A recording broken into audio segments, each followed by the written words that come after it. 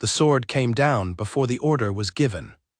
That was the first thing Kaylen noticed, not the clash of steel at the northern ridge, not the smoke rising from the Asheville forward camp, not the screaming that threaded through everything like a second wind. It was that one of his own soldiers had broken formation and charged without the signal, and now the entire left flank was scrambling to follow a man who had acted on instinct instead of discipline. Kaylen did not raise his voice, he never did. He nudged his horse 3 steps forward, and the 2 senior warriors flanking him immediately moved to relay the correction. Within seconds, the formation tightened. The stray soldier was pulled back into line, order restored in the span of a breath. That was how Kaylen ruled. Not with volume, with precision. He sat on horseback at the crest of the ridge overlooking the Ironmore northern boundary, a long stretch of open terrain that his grandfather had once called the throat of the territory, because whoever held it controlled everything that breathed north of the river. The Asheville clan had been pressing at this throat for 2 years, raids at first, then supply disruptions, then open troop movements that stopped just short of declaration. Kaylen had given them 3 written warnings. He did not send a 4th. At 31, he had been the alpha king of the Ironmore Pack for 7 years, and in that time he had fought for border conflicts, dissolved 2 internal power challenges, and rebuilt the Eastern Alliance that his predecessor, his own father, had allowed to crumble through neglect and poor judgment. He had done all of it without a mate by his side, and without any intention of acquiring one. That last part was not a wound he carried. It was a decision he had made at 23, the year he took the crown, when he looked at the state of the territory his father had left behind and understood with perfect clarity that sentiment was the most expensive luxury a ruler could indulge. His father had loved his mother with the full force of the mate bond. And because of that love, he had made concessions he should not have made. He had softened decisions that needed to be hard. He had trusted people his instincts should have rejected because his mate had liked them. The territory had nearly broken under the weight of that love. Kaylen had spent 7 years repairing it. He was not going to hand it a new vulnerability by following a bond he had not asked for and could not afford. The wind shifted. He pulled his attention back to the field. The Asheville troops were positioned in 3 columns below the ridge, dressed in their characteristic dark armor with the rust-colored markings along the shoulder plates. There were more of them than his scouts had reported, a detail that would require a conversation later with his intelligence division. Not a shouted conversation, a quiet one where specific people understood specific consequences. His beta, Owen, pulled his horse alongside him. Owen was a broad-shouldered man with a habit of speaking in short sentences when things were tense, as though he was conserving something. "Column count is off," Owen said. "I noticed. Ambush or reinforcement?" "Reinforcement," Kaylen said. "Ambush would have hidden them. They want us to see the numbers." He studied the spacing between the columns, tighter than efficient deployment would require. Someone over there was nervous and had compensated by clustering his troops closer together than tactical sense recommended. Their commander is uncertain. "Ours is not," Owen said, which was as close as he ever came to a compliment. Kaylen did not smile. He watched the Asheville lines for another 30 seconds, reading the micro-movements the way another man might read a letter. A slight lean in the 3rd column toward the east, a mounted officer near the rear who kept looking over his left shoulder, a gap in the 2nd rank where someone had either fallen back or had never filled their assigned position. He raised his right hand. His own columns began to move. The battle that followed lasted 4 hours. It was not a clean victory, no real battle ever was, regardless of what written accounts tended to claim afterward. There were moments of confusion, a miscommunication near the river crossing that cost them 20 minutes and 2 injured men, and a stretch in the 2nd hour when the Asheville 3rd column pushed harder than anticipated, and Kaylen had to redirect his reserves faster than planned. But by the 4th hour, the result was not in question. The Asheville lines had broken. Their mounted officer, the one who had been looking over his shoulder, had retreated northwest with approximately 1/3 of the surviving troops. The rest had either surrendered or scattered into the forest that bordered the battlefield on the eastern side. Kaylen moved through the aftermath on foot, his horse having been taken back by a groom. He walked the field the way he always did after a conflict, methodically, without ceremony, looking at what had actually happened versus what he had planned. There was always a gap between the two, Learning to close that gap was the only honest education a commander ever received. Owen walked several paces behind him, giving him the space he knew Kaylen required for this part. They were near the eastern tree line when one of his soldiers called out, "My lord, there is still one standing." Kaylen turned. At the edge of the tree line, backed against the first row of pines, stood a single figure in Asheville armor. The rust-colored shoulder markings were dented. The breastplate was scraped raw on one side. The helmet was standard Asheville infantry issue, full-faced, obscuring everything above the jaw. The figure was not running. They were not surrendering either. They were standing very still, and in one hand they held a blade they had not sheathed, though they had also not raised it. It was a strange posture, not aggressive, not submissive, simply present. Kaylen walked toward them. His soldiers moved to flank, but he raised one hand and they stopped. He closed the remaining distance himself and stood 3 feet away from the armored figure and studied them for a moment. They were not large, not by Asheville standards and certainly not by his. The armor sat on them slightly wrong, the shoulder plates were set for a broader frame, and there was a 1/4-inch gap on the left side where the fit had not been adjusted. The posture was straight, but there was something in the legs, a faint tension in the stance, that read less like a soldier holding ground and more like someone who had decided to stand still, because running had no longer seemed like a viable option. He reached out and lifted the helmet. The face beneath it was young. A woman, somewhere in her mid-20s, with a cut across her left cheekbone that had dried to a thin, rust-colored line, and dark hair pressed flat and damp against her forehead from the helmet's interior. Her eyes, when they met his, were brown, the kind of brown that had a faint warmth in it, like the last hour of afternoon light, and they were looking at him with an expression that was not fear. It was assessment. She was looking at him the way he had just been looking at the battlefield, reading, calculating, deciding. Something happened in his chest. He did not have a word for it at first. It was not pain. It was not surprise, exactly. It was more like a sound, a frequency, that his body recognized before his mind had any opportunity to catch up. Something old and embedded and entirely beyond his authority. The mate bond. He recognized it the way he imagined people recognize their own heartbeat when they finally stopped to listen for it, obvious in retrospect, enormous in the present. 7 years. He had made his decision 7 years ago. He had built 7 years of careful, deliberate, disciplined rule on the foundation of that decision. He had watched his father's love compromise an entire territory, and he had decided it would never happen to him, and he had meant it with every part of himself that was capable of meaning anything. And now he was standing at the edge of a battlefield, looking at an enemy soldier in borrowed armor, and everything he had built was vibrating like a struck bell. She had not looked away. She was still watching him with that expression, still assessing, still calculating, and her blade was still in her hand at her side, not raised, not sheathed. "What is your name?" he said. His voice came out level. He was very skilled at leveling his voice. She did not answer. "You are the last one standing on this field," he said. "That is either courage or circumstance. I am willing to hear which."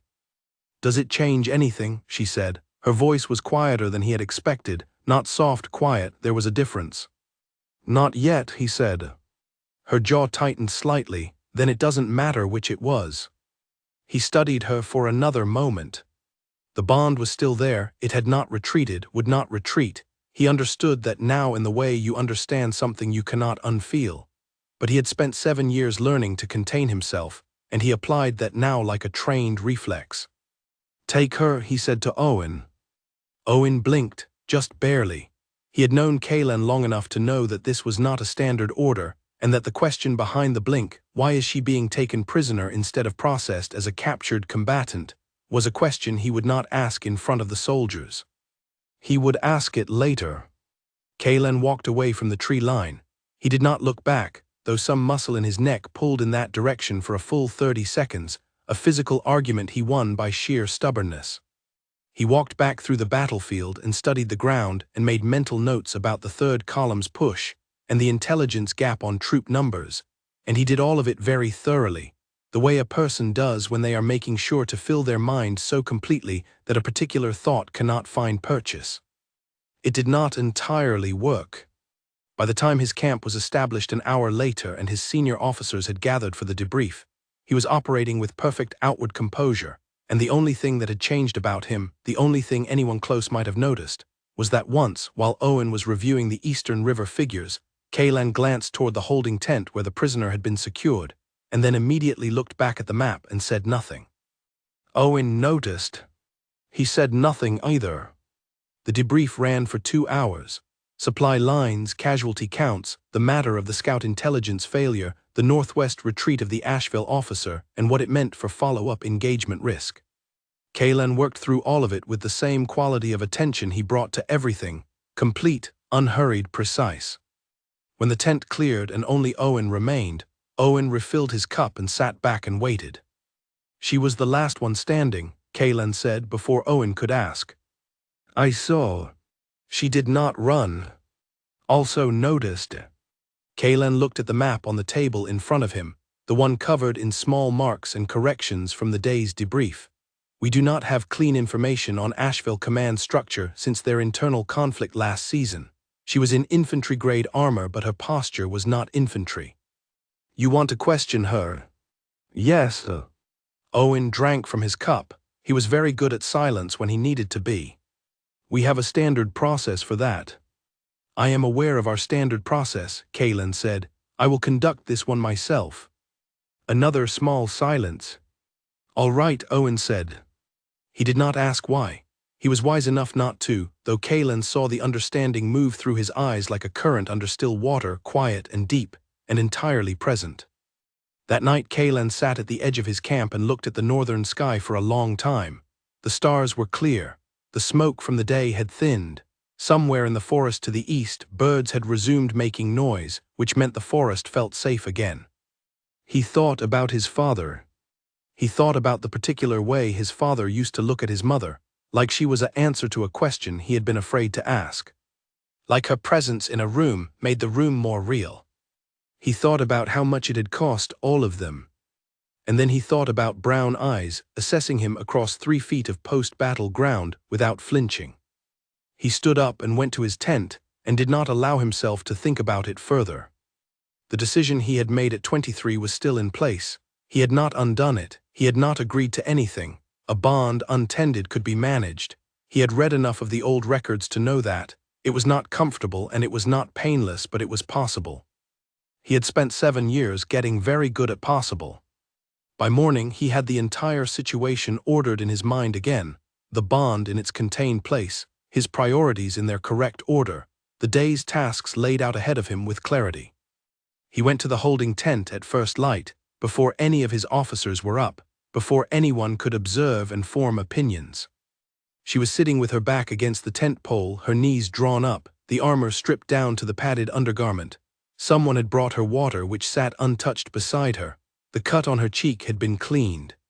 She was reading, which was remarkable, because there were no books in the holding tent, and upon closer inspection, the thing she was reading was the interior label of her water container, studied with the focused attention of someone who was going to need something to occupy their mind.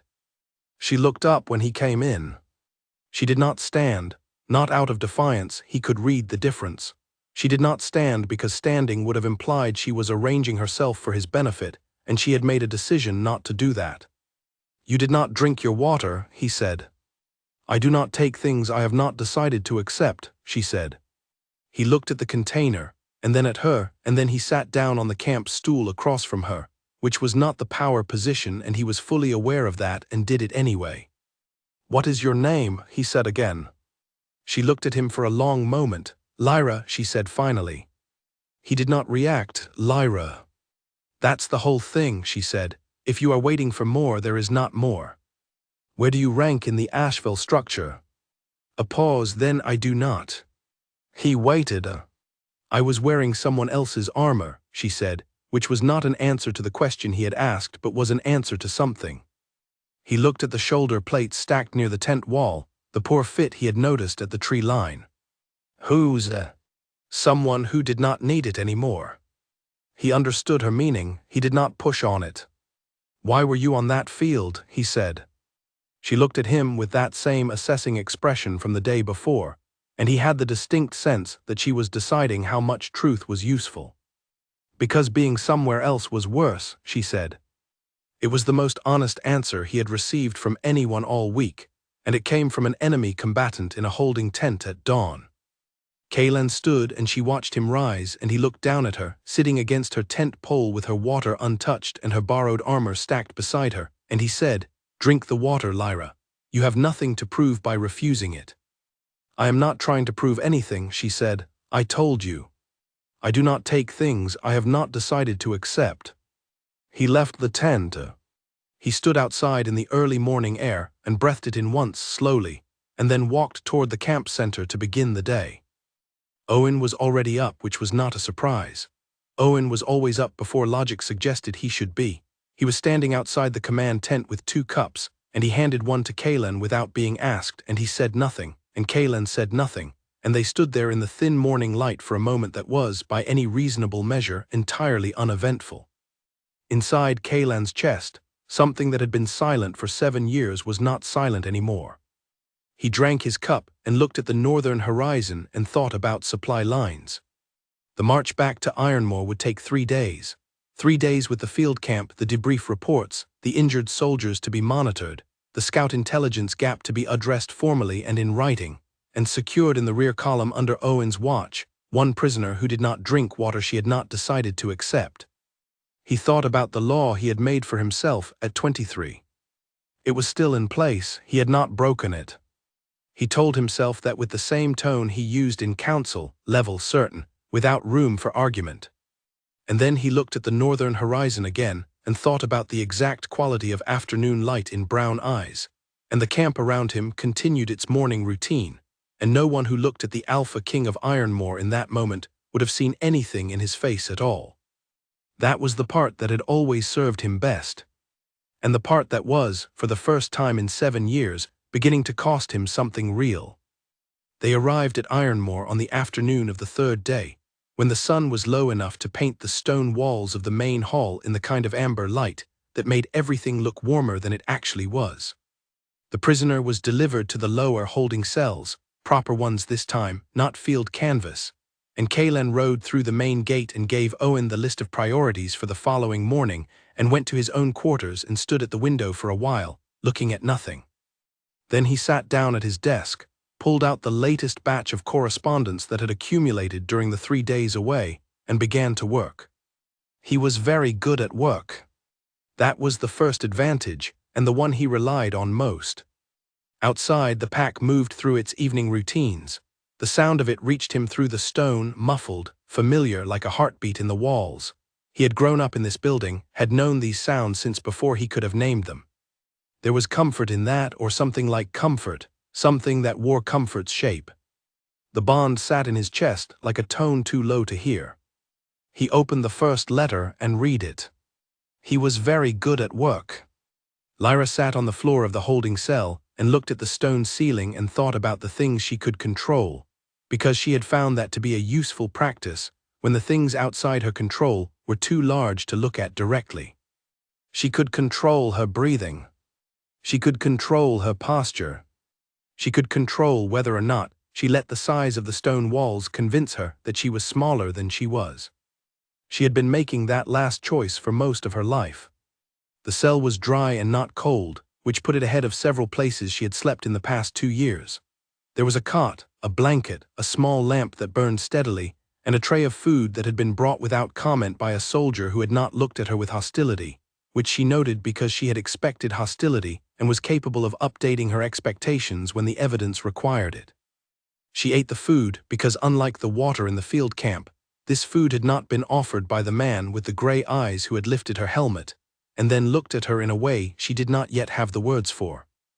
The field camp water was different, she was not entirely sure why. But something in the way he had said "drink the water, Lyra," had made accepting it feel like agreeing to something, and she had not yet decided what. She had his name now, gathered from the low conversations of soldiers during the march, spoken with the particular economy that people use for names that are simply obvious facts about the world. Kaelan, the Alpha King of Ironmore, the man who had rebuilt the Eastern Alliance, the man who had personally led the Northern campaign instead of delegating it, which was either admirable or reckless depending on your politics, and Lyra's politics were currently suspended pending further information. She turned onto her side on the cot and looked at the far wall. The look on his face when he had lifted her helmet, she kept returning to that. Not because it had been frightening, though she had fully expected fear to be the relevant emotion in that moment. It had not been frightening. It had been something else, something she lacked the vocabulary for, and the lack bothered her the way all information gaps bothered her. He had not executed her. That was the fact that mattered most immediately. He was questioning her himself, which told her she was either very important or very unusual, and she was fairly certain she was not important. She closed her eyes. Tomorrow there would be more questions.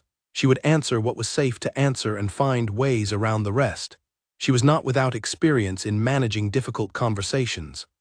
She had been managing difficult conversations since she was 12 years old, the year her father had first begun making the choices that would eventually define what remained of her life. She did not think about her father for long. She had learned to close that room quickly. The lamp burned. The stone walls held their silence. Somewhere above her, in the upper levels of a building she had never seen from the inside, an Alpha King sat at a desk and read letters and told himself he was exactly where he intended to be. And in the cell below, a woman who had survived 2 years of borrowed armor and borrowed names lay on a cot that was better than she deserved according to everyone who had mattered in her previous life, and breathed steadily, and controlled what she could and waited. The story, though neither of them had agreed to be in one, had already started. The helmet had already been lifted. Whatever came next was just the part where they found out what that meant. The council met the morning after Kaylen returned, which was earlier than custom required and slightly later than several members had clearly wanted, given the expressions on their faces when they filed into the hall. There were 7 of them, senior representatives of the major families within Ironmore, plus Owen as Beta, plus the head of the intelligence division, a thin, precise man named Gerald whose entire emotional range appeared to operate between mild concern and moderate concern. The Northern engagement was successful, Kaylen said, because he always opened these sessions with the fact that mattered most. Asheville lost the ridge. We have confirmed retreat northwest. Casualty counts are being finalized and will be in your written briefings by midday. He did not need notes for this. He never did. The intelligence gap on their column count requires a formal review, he continued. Gerald, I will want that process documented. It is not an accusation, it is a correction. Gerald nodded with the expression of a man who understood that the difference between those two things was sometimes only a matter of framing. There is one additional matter, Owen said, which meant Owen had decided to surface it himself rather than wait for it to surface in a worse way. Kaylen gave him a fractional nod for the judgment. We have a prisoner, single combatant Asheville armor taken at the eastern tree line. Standard processing.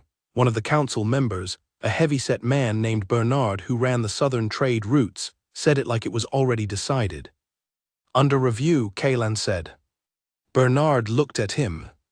The prisoner may have intelligence value, Kaylen said. I will assess. Asheville infantry doesn't typically carry command-level information, Gerald said. Not argumentative, just precise. The armor was not hers, Kaylen said. The rank may not have been either. That put a different quiet in the room. Everyone present was capable of doing the arithmetic. If the armor was borrowed, the soldier it belonged to had likely not survived the day. Which meant someone had taken it.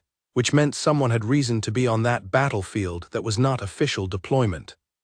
You want to know who she actually is, Bernard said. I want to know what I do not yet know, Kaylen said. Yes. The meeting moved to other subjects. Supply chain resupply, the Eastern Alliance check-in scheduled for the following month, the ongoing matter of a disputed grazing boundary on the southern perimeter that had been producing correspondence for 3 years and would likely produce correspondence for 3 more. Kaylen addressed all of it. He did not think about the cell in the lower level. He thought about grazing boundaries and correspondence and the correct way to phrase a formal request to the Eastern allies. He was very good at not thinking about things. It had always been one of his best qualities. The second visit to the cell happened before he had consciously decided to make it. He was passing through the lower corridor on his way to the records room, which was a decision he had made deliberately and which required passing the holding cells only if you took a specific route, a route he took without acknowledging that he was taking it. When the guard at the door said, "She asked for something this morning, my lord." Kaylen stopped. What did she ask for? The guard's expression was mildly bewildered. A book. A pause. Any book. She said she would prefer something with full sentences, but she was not in a position to be particular. Kaylen looked at the door for a moment.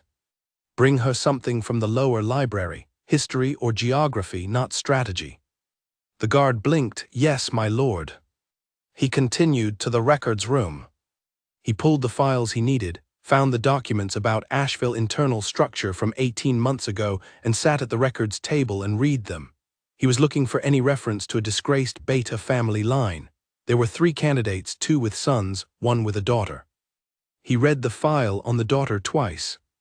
Her name, according to intelligence gathered before Asheville's internal conflict had made information harder to obtain, was Lyra. Age 24. Father, former Asheville Beta, removed from position following undisclosed conduct, status unclear. Daughter stripped of rank simultaneously. Current whereabouts unknown.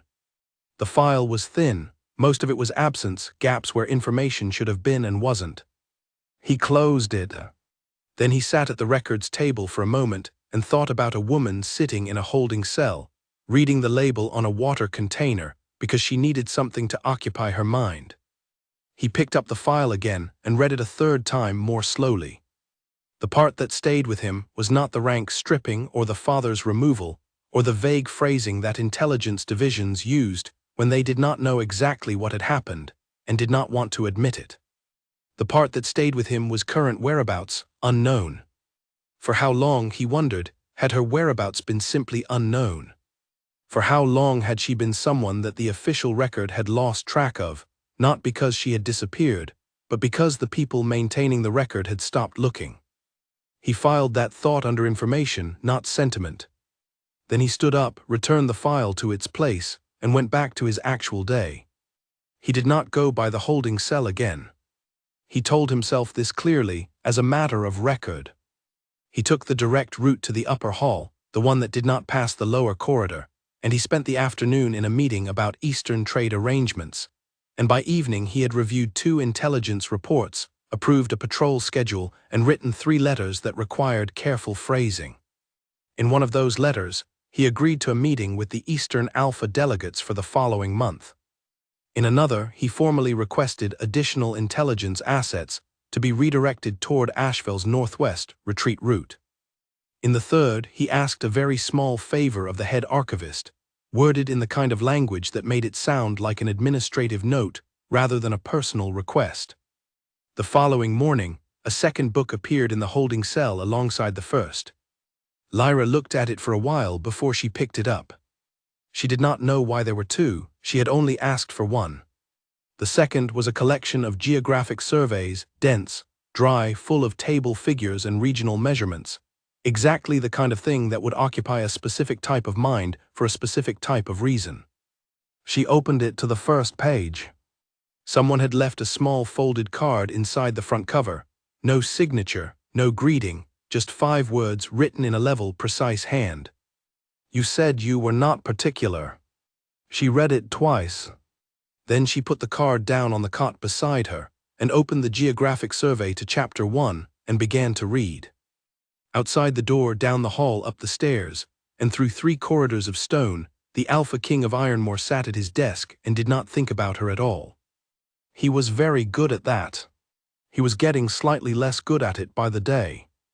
And that was the part no law, no decision made at 23, no carefully ordered system of priority and discipline, was going to be able to hold back much longer. The helmet had been lifted, the face had been seen. Everything else was just time. Owen found him in the training yard the next morning, which was where Kaylen went when he needed to think without appearing to think. He moved through the forms, structured, repetitive, demanding enough to occupy the body, while his mind did what it needed to do without interruption. Owen stood at the yard's edge and waited until the sequence was finished. Gerald found something, he said. Kaylen lowered his arm, the Asheville column count gap. No.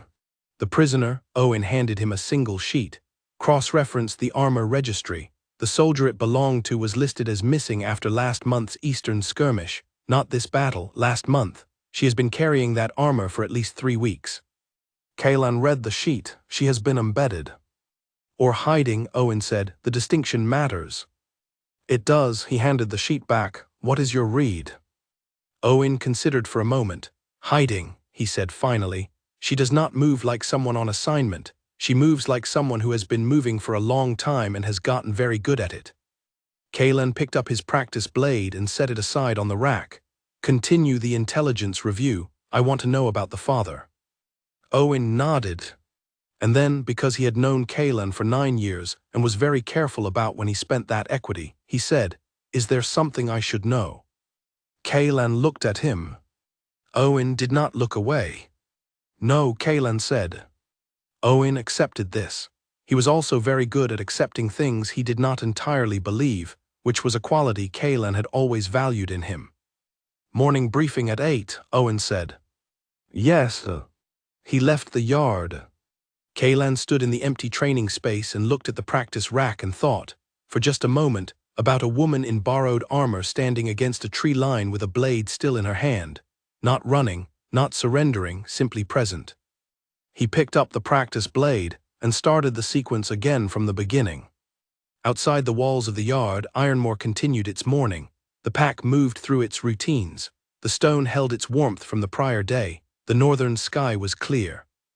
In a cell 3 levels below, a woman named Lyra had the geographic survey open to Chapter 4, and beside her on the cot sat a small folded card with 5 words on it that she had not thrown away. Neither of them was speaking. But the space between them, 3 levels of stone, a locked door, 7 years of a decision made in grief, had already started to do something that space between 2 people does when it has been noticed by both of them. It had started to feel like a distance that could, theoretically, be crossed. Neither of them had agreed to cross it. Both of them had stopped pretending they did not know it was there. The morning continued. The sun moved. The walls of Ironmore held everything inside them with the quiet authority of stone that had stood for a very long time and expected to stand longer still. And at the center of all of it, in the way that centers are not always visible from the outside, 2 people who had not planned to be in the same story were working out, in their separate silences, what it was going to cost them. The answer for both of them was the same. Everything. The only question remaining was whether that was a price or a gift. And that question, like all the questions that actually matter, was not going to be answered quickly. It was going to be answered the way real things are answered, slowly and at some cost, and not in the way either of them expected. But it was going to be answered. The helmet had already been lifted. There was no putting it back. For 2 days the routine settled around Kaylan like armor he put on every morning out of habit. Morning briefing, intelligence review, council correspondence, patrol reports, the accumulated administrative weight of running a territory that did not pause for personal inconvenience. He handled it all. And on the 3rd morning, when he walked to the lower corridor because he was taking the route to the records room, the specific route that required passing the holding cells, he told himself it was because he had a question about the Asheville command structure that needed clarification. He stood outside the door. He knocked once. Inside, after a brief pause, Lyra's voice came through the door. It is not locked from my side. He opened it. She was sitting cross-legged on the cot with the geographic survey in her lap, and she looked up when he entered, and the look was the same as it had always been, assessing, reading, calculating, except that now there was a small additional quality in it, something cautious and watchful that had not been there in the field, and he recognized it for what it was. She had spent 2 days figuring out that something was unusual about her situation. She had not yet figured out what. He sat down on the camp stool and looked at her, and said nothing for a moment. She said nothing either. The silence was not uncomfortable, that was notable. The armor you were wearing, he said finally, belonged to a soldier who disappeared a month ago, Eastern skirmish. She looked at him steadily. Yes, you have been moving for at least a month. Longer, she said. She did not offer more than that. He looked at the geographic survey in her lap. She had a finger marking her place, chapter 6, which put her roughly 200 pages in, 2 days. She was a fast reader, or she was someone who had had a great deal of time to read and had made very good use of it. "Where were you before the month?" he said. A pause. "Asheville Territory." "Doing what?" The pause this time was longer. "Surviving," she said, "which is what I had been doing for approximately 2 years at that point." He looked at her. "Since your father." The shift in her face was very small. Most people would not have caught it. He did, because he had been paying attention since the tree line, since the helmet, since the moment his own chest had become untrustworthy. And what he saw in that fraction of a second was not grief, exactly.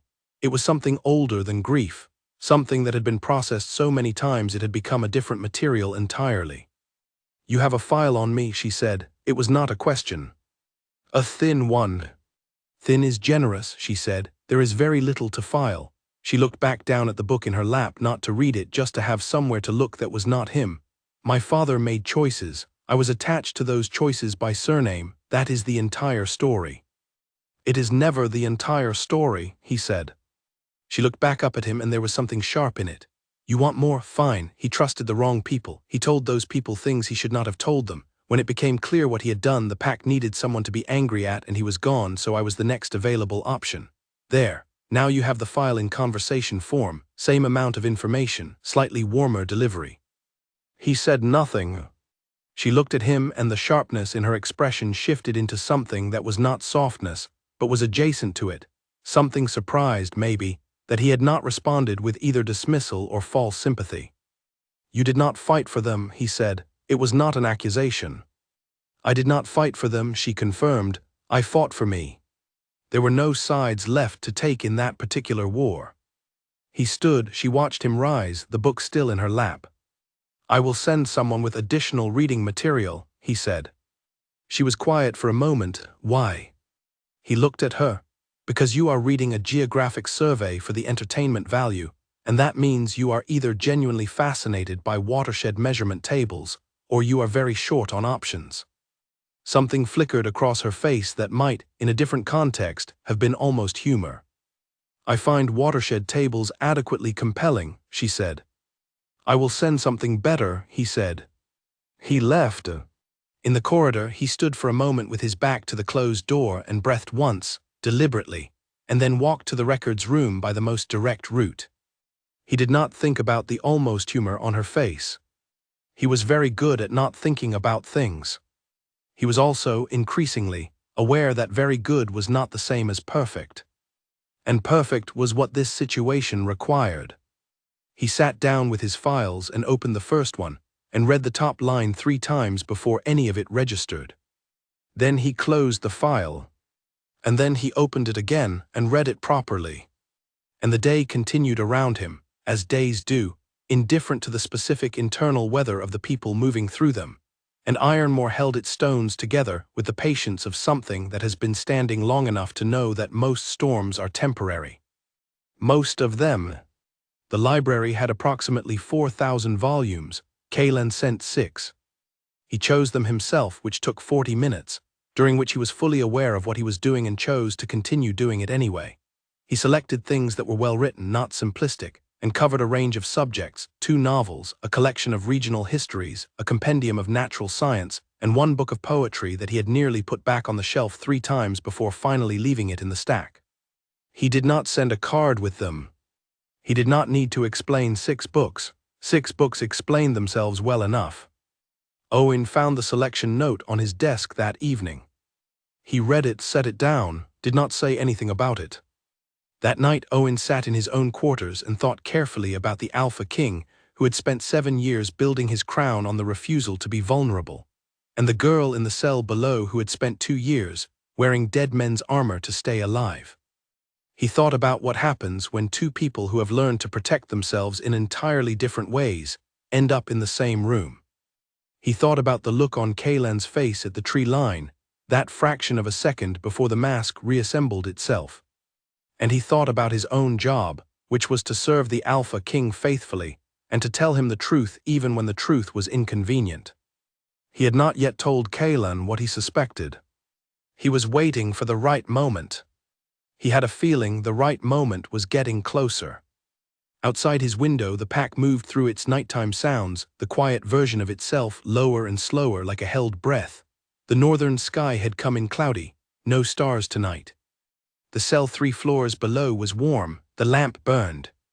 In it, Lyra opened the first of 6 books, and read the title page, and then held very still for a moment. The book of poetry was on top.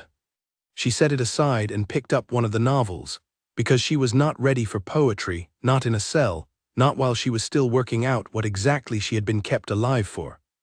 But she did not put the poetry collection far away. She put it at the corner of the cot, within reach. The morning Kaelan came back without a stated reason was the morning everything quietly shifted.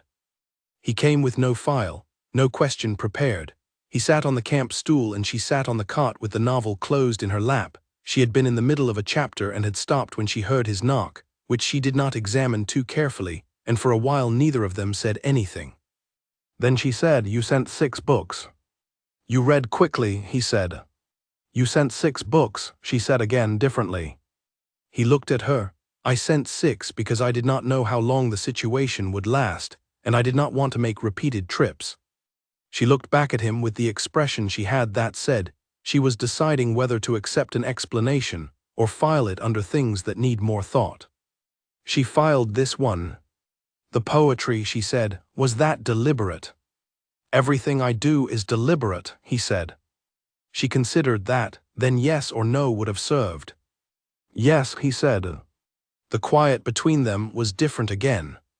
It had been doing this, shifting its quality the way light shifts when a cloud moves, since the first time he had come into the cell and sat on the camp stool without standing over her, which she had noticed, and which had changed something in the way she held her shoulders when he was in the room. Not relaxed, not exactly, but less braced. "I have a question," she said. He waited. "Why am I here?" She looked at him directly, the way she always did, without apology for the directness. "Not the official reason. I know the official reason. You want information you think I might have, I understand that.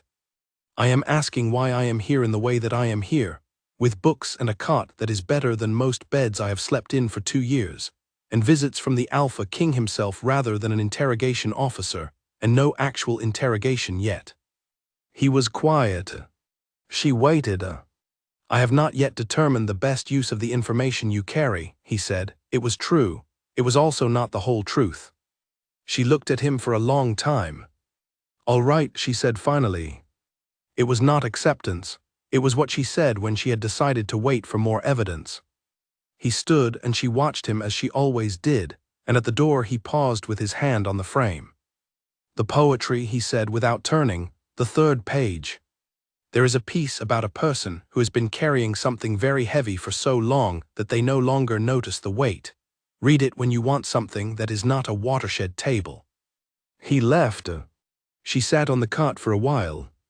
Then she picked up the poetry collection. She turned to the 3rd page. She read it once, then again. She sat with it for a long time.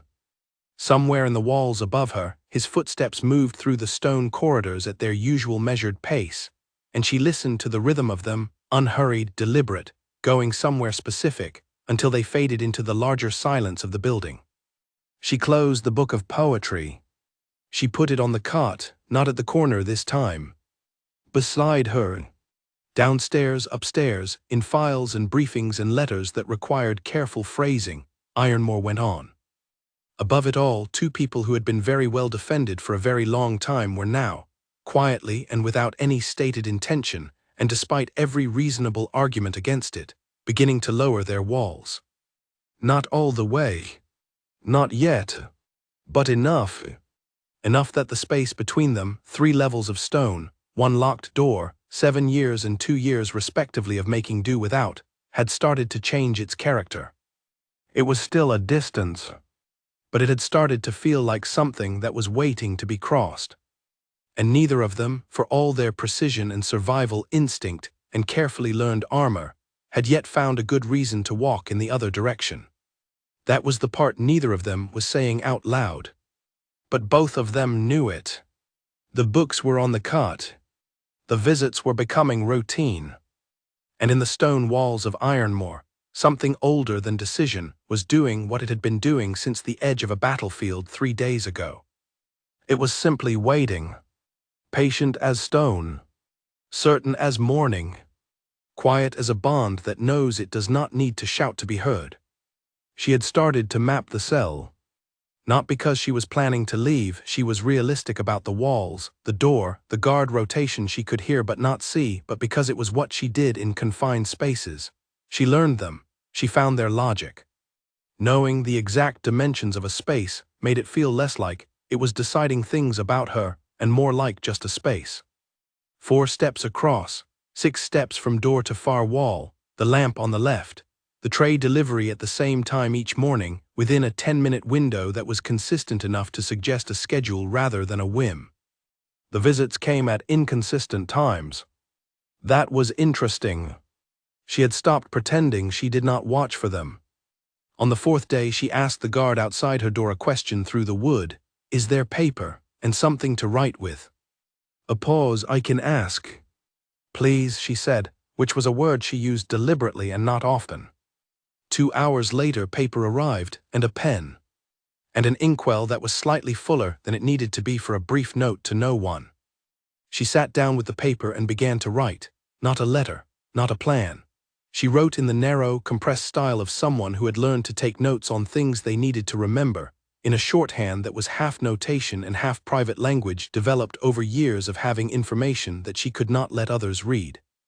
She wrote what she knew about the Asheville command structure, what she had seen in the 2 years she had spent being invisible inside her own former pack, who was making decisions, who was being protected, what the internal conflict had really been about.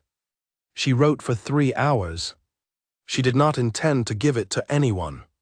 She wrote it because writing it made it exist outside her head, and she had been carrying it alone for 2 years, and the weight of it was the thing the poem on the 3rd page had described, and she had spent the night after reading that poem lying awake thinking about what it meant to put something down. When she finished, she folded the pages and held them for a moment. Then she put them on the cot. Then she slept. In the morning, when Kalen came, without a stated reason, which had stopped requiring explanation, she looked at him from across the cell and said, "There is something on the cot." He looked at the folded papers. He looked at her. She said, "I am not giving it to you, I am letting you read it. There is a difference."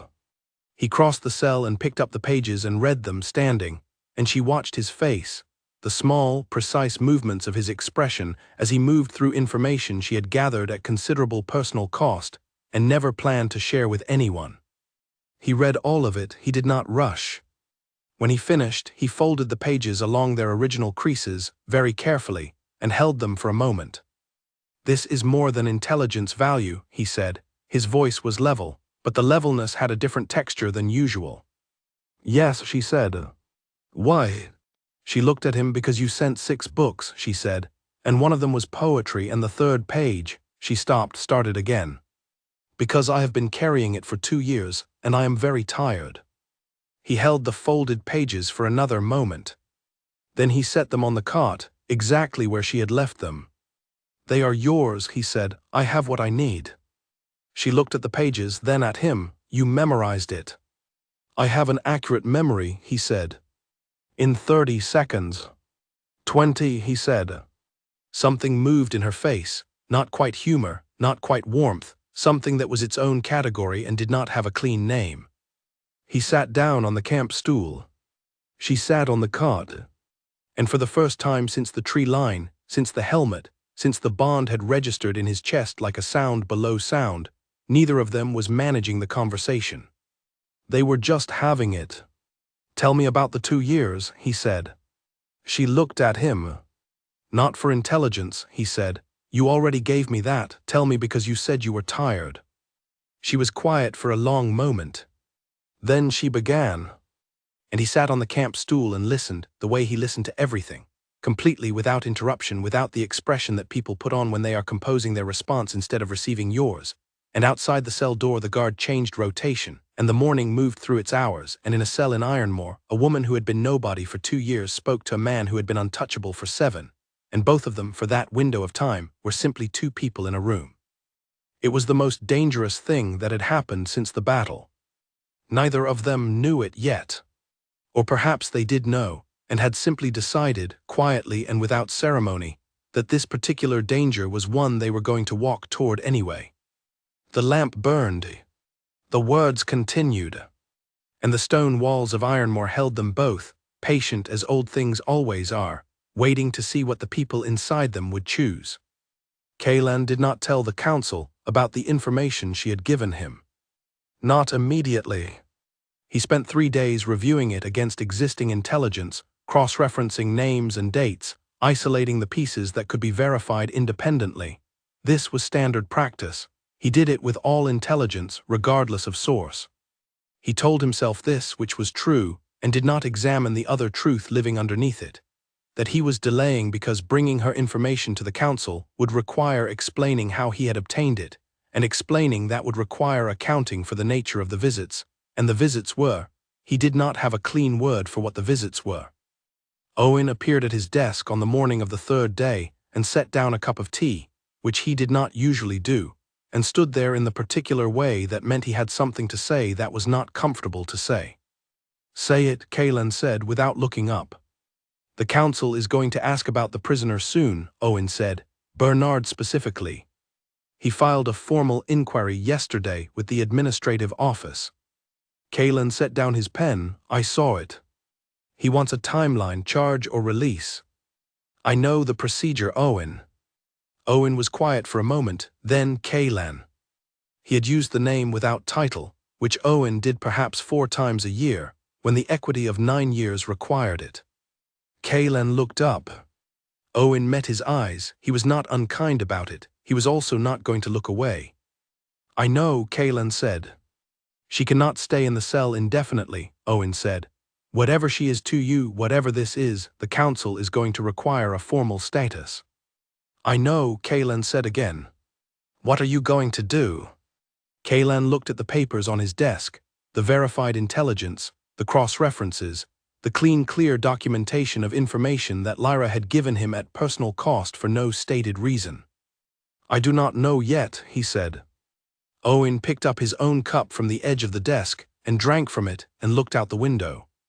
"For what it is worth," he said finally, "in 9 years I have never seen you visit someone's cell 6 times in 10 days for intelligence purposes."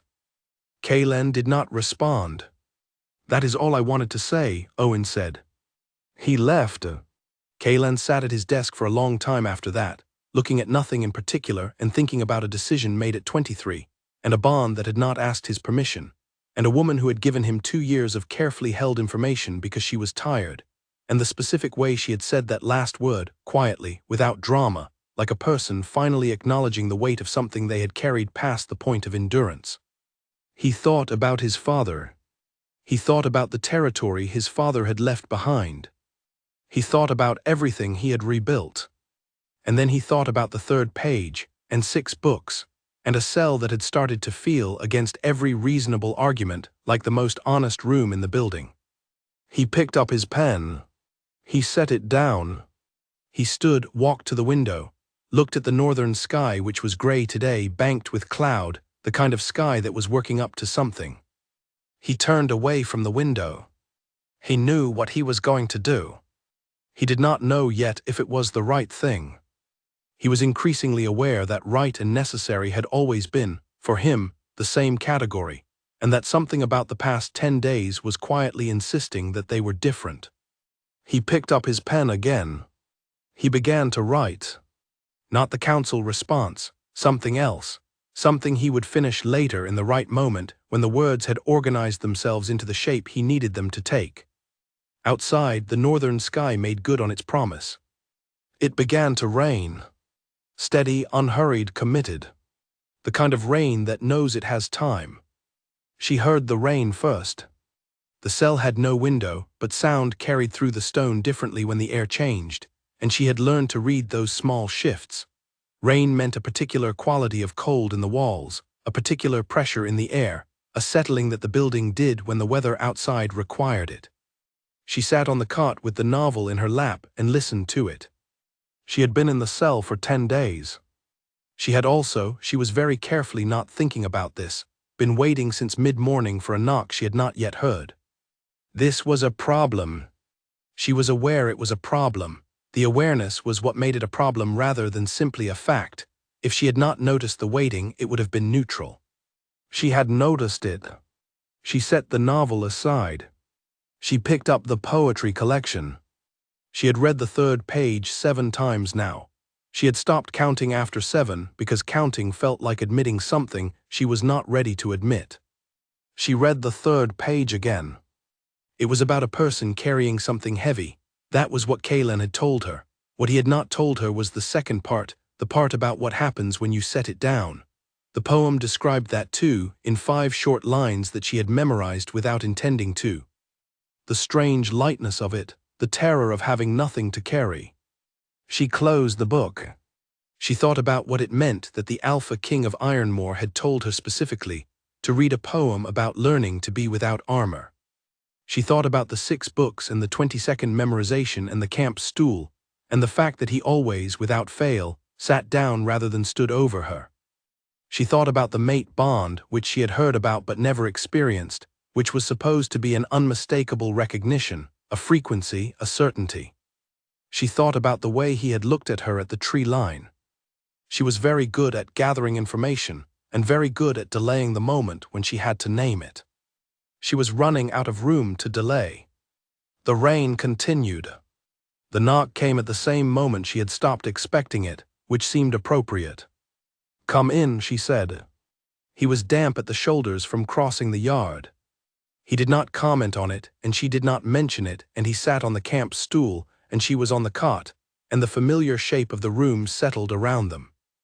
"The council wants a formal status," he said. He said it like he was delivering information, not making an announcement. She looked at him, which means I need to tell them what you are. He held her eyes. "I have been delaying that conversation." "I noticed," she said. "I was not going to ask why." "I know." He was quiet for a moment. "I am going to tell you something. I want you to hear it fully before you say anything." She put the poetry collection down on the cot beside her. She did not fold her hands. She did not brace. She just looked at him and waited, which was the most honest thing she knew how to give anyone. "I recognized you," he said, "at the tree line, not by name, not by face. I recognized you in the way that cannot be chosen and cannot be ignored and cannot be undone." He held her gaze. "You are my fated mate." The rain against the stone. The lamp. Her own breathing, which she was controlling very carefully. She looked at him for a long time. "And," she said. He blinked just barely, and, "You are telling me this," she said, "so there is more, tell me the rest." He was quiet. "Then, I made a decision 7 years ago, when I took the crown. I decided that a mate bond was a vulnerability I could not afford. That the territory could not afford." He said it without apology and without the tone of a man expecting forgiveness. "I held to that decision for 7 years." She was still watching him. "I have not released that decision," he said. She looked at him for a long, quiet moment. "So you kept me alive," she said, "because of the bond, and you have been visiting because of the bond and the books." "Were because you asked for something to read," he said, which was also true. She said nothing. "I am not asking anything of you," he said. "I wanted you to know the truth of your situation. You deserved that." She looked at the lamp for a moment, not at him. The flame was very steady. "I do not feel it," she said, "the bond. I did not know what you were to me until right now." "Your rank suppression," he said, "it dulled it." She nodded slowly. "My father's doing, not mine." "I know." She looked back at him. "And you are telling me this now because the council needs a status." "Yes." "And what status are you proposing to give them?" He held her gaze. "I have not yet decided." She looked at him for a long time. Then she said, "I spent 2 years being a person that other people made decisions about. I would like, if it is possible, to be part of this one." He did not look away. "That is why I told you first." Outside, the rain fell steadily on the stones of Ironmore, and neither of them said anything for a while, and the silence was the kind that happens between 2 people who have just placed something real on the table and are waiting to see if the table holds. It held. It was, she thought, a very solid table. Much like the man sitting across from her, who had been honest with her at personal cost, and was watching her with the particular quality of attention she had stopped pretending she did not appreciate. She took a breath. "Tell me," she said, "what the options are." And he did. And they talked until the rain stopped, and the lamp had burned low, and the guard outside the door had changed rotation twice. And no decision was made that night. But the conversation was real. And real conversations, between two people who have both learned the hard way that honesty is rarer than it should be, are not nothing. They are, in fact, everything. The starting point of all the things that matter. The place where armor finally begins to come off. The door to the cell was not locked on the inside. Kaylan had noticed this the first time he visited. The latch design allowed it, and had not changed it, and had not told anyone he had noticed it. He was not sure what that meant about him. Lyra had noticed it too, the second day. She had looked at it for a long time and then sat back down on the cot, and not because she had nowhere to go, though that was also true, because she was gathering information. Because leaving before she understood the situation would be replacing one unknown with another, and she had done enough of that. And because, and she was honest with herself about this in the small hours when honesty came easier, she was curious. That was the dangerous part. She had been curious since the tree line, not frightened, not strategic, not calculating a survival angle, curious, about him, about the quality of attention he brought to every room he entered, the way he listened, the way he sat down instead of standing, the 6 books and the 3rd page. Curiosity was an expensive thing to feel about a person who held your fate in his hands. She felt it anyway. On the 11th day, the council notice arrived. It came through the official channel. A formal document slid under the cell door, which she understood was symbolic, since the door was not locked from her side, but she appreciated the acknowledgement that she had a side. She picked it up and read it. It was a formal inquiry, dated that morning, requesting the Alpha King provide written status for the prisoner currently held in the lower cells. The language was administrative and precise, and underneath, the precision was the suggestion of impatience from people who wanted a decision they could act on. She set the paper down. An hour later, Kaylan appeared. He did not knock this time. He opened the door and came in, and she saw immediately from the particular set of his jaw that the morning had not been easy. "You received a copy," he said. "Under the door," she said. "Yes." She sat. The room arranged itself around them as it had learned to do. "Bernard is formally calling for a charge or release," he said. "He has the council majority on procedure, which means he is correct within the rules, which means I cannot stall any further on a procedural argument." "What would a charge be?" she said. "Infiltration, enemy combatant. The armor gives him the case he needs." He looked at her steadily. "It is not a strong case. Your actual rank and history make it complicated, but Bernard is not looking for accuracy. He is looking for an outcome." "What outcome?"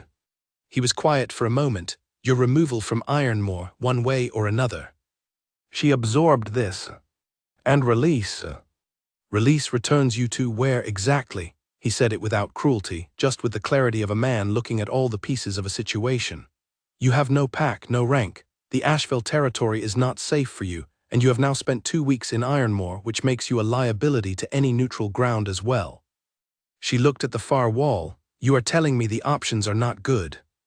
"I am telling you the options as they currently stand," he said. "I have another option in consideration." She looked back at him.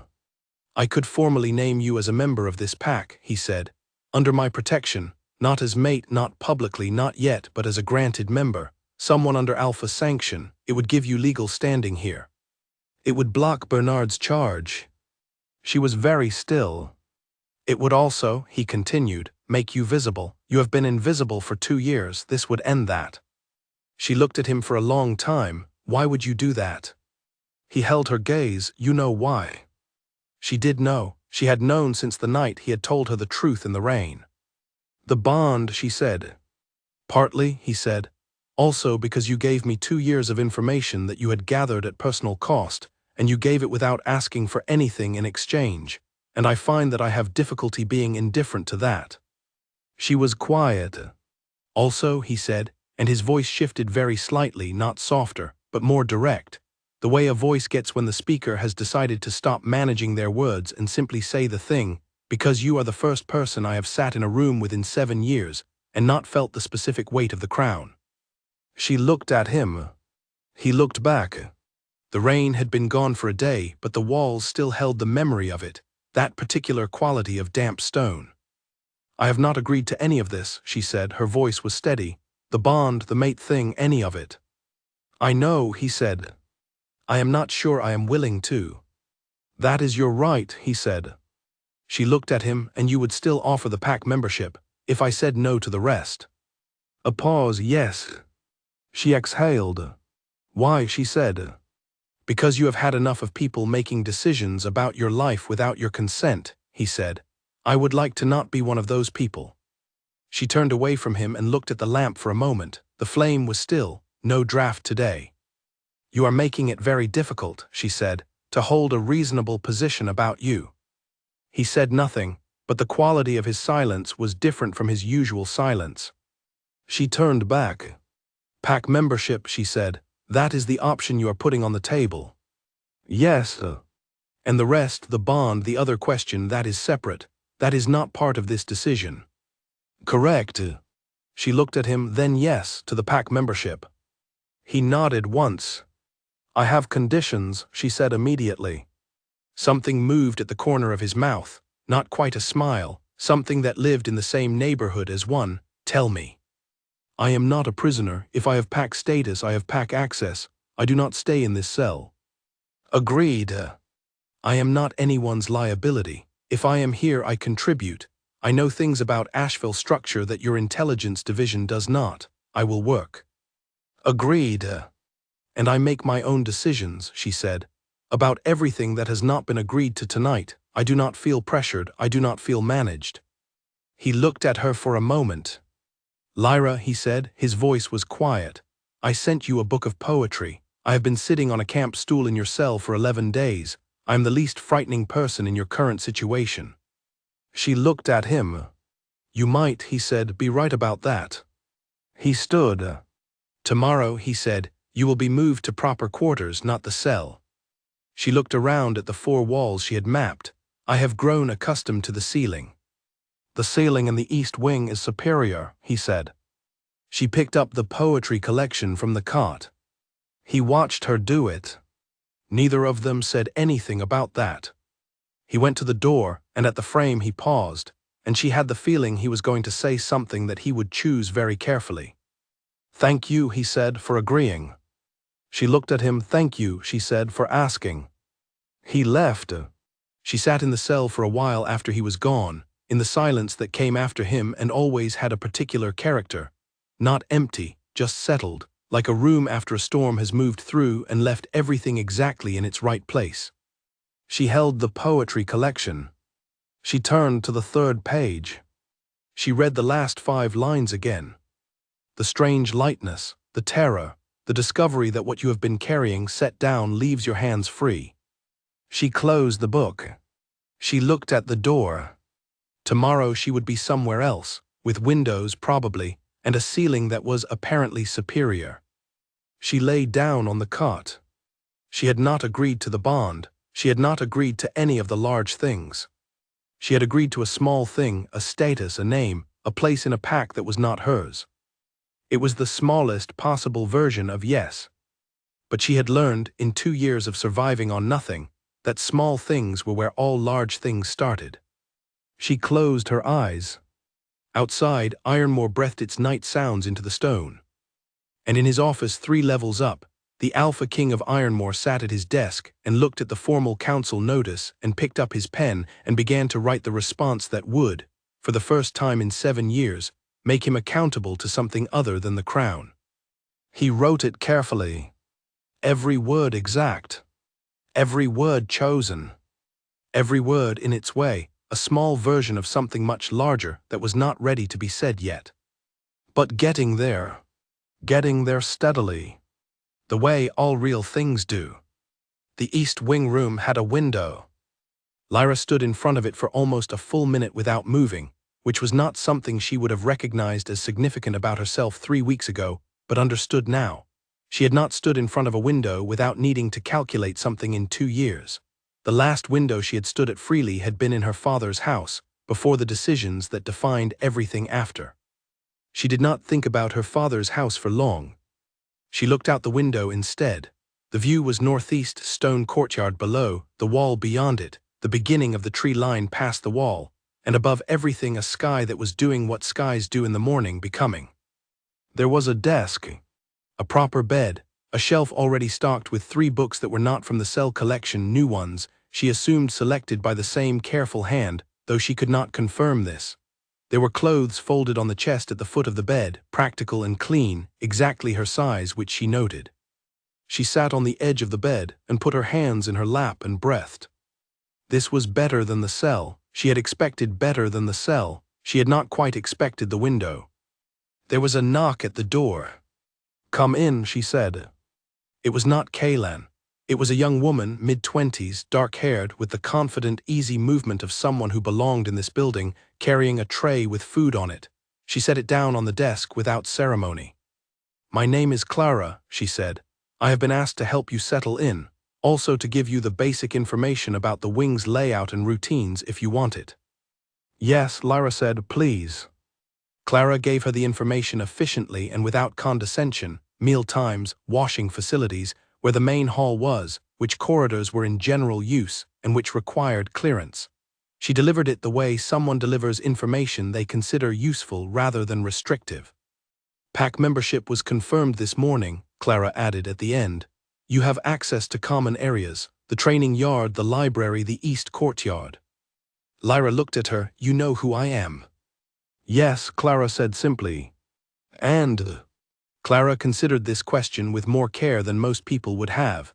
"And I have been here for 4 years, she said, "and in 4 years I have seen 2 formal grant decisions from the Alpha. Both were practical and no one questioned them because they were practical." She picked up the empty tray. "This one is also practical. It just also appears to be something else." She said it without judgment, which was the part Lyra chose to trust. "Thank you, Clara," she said. Clara left. Lyra ate her breakfast at the desk and looked at the shelf of new books. She pulled the first one and read the back and put it aside. She pulled the second and read the first page and kept it. At mid-morning, Kaylan appeared in the doorway. He did not come in.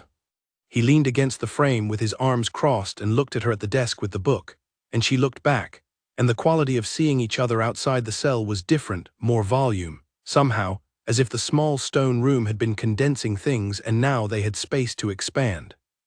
"The window faces northeast," she said. "I know," he said. "You chose the room."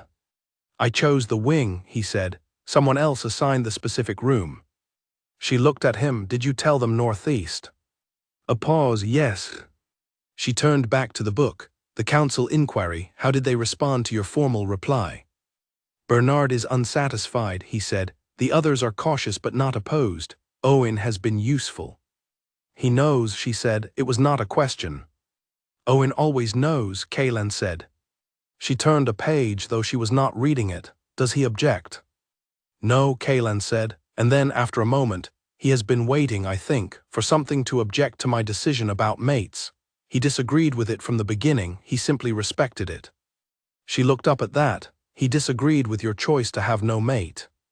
"He disagreed with the part where I called it a choice," Kaylan said.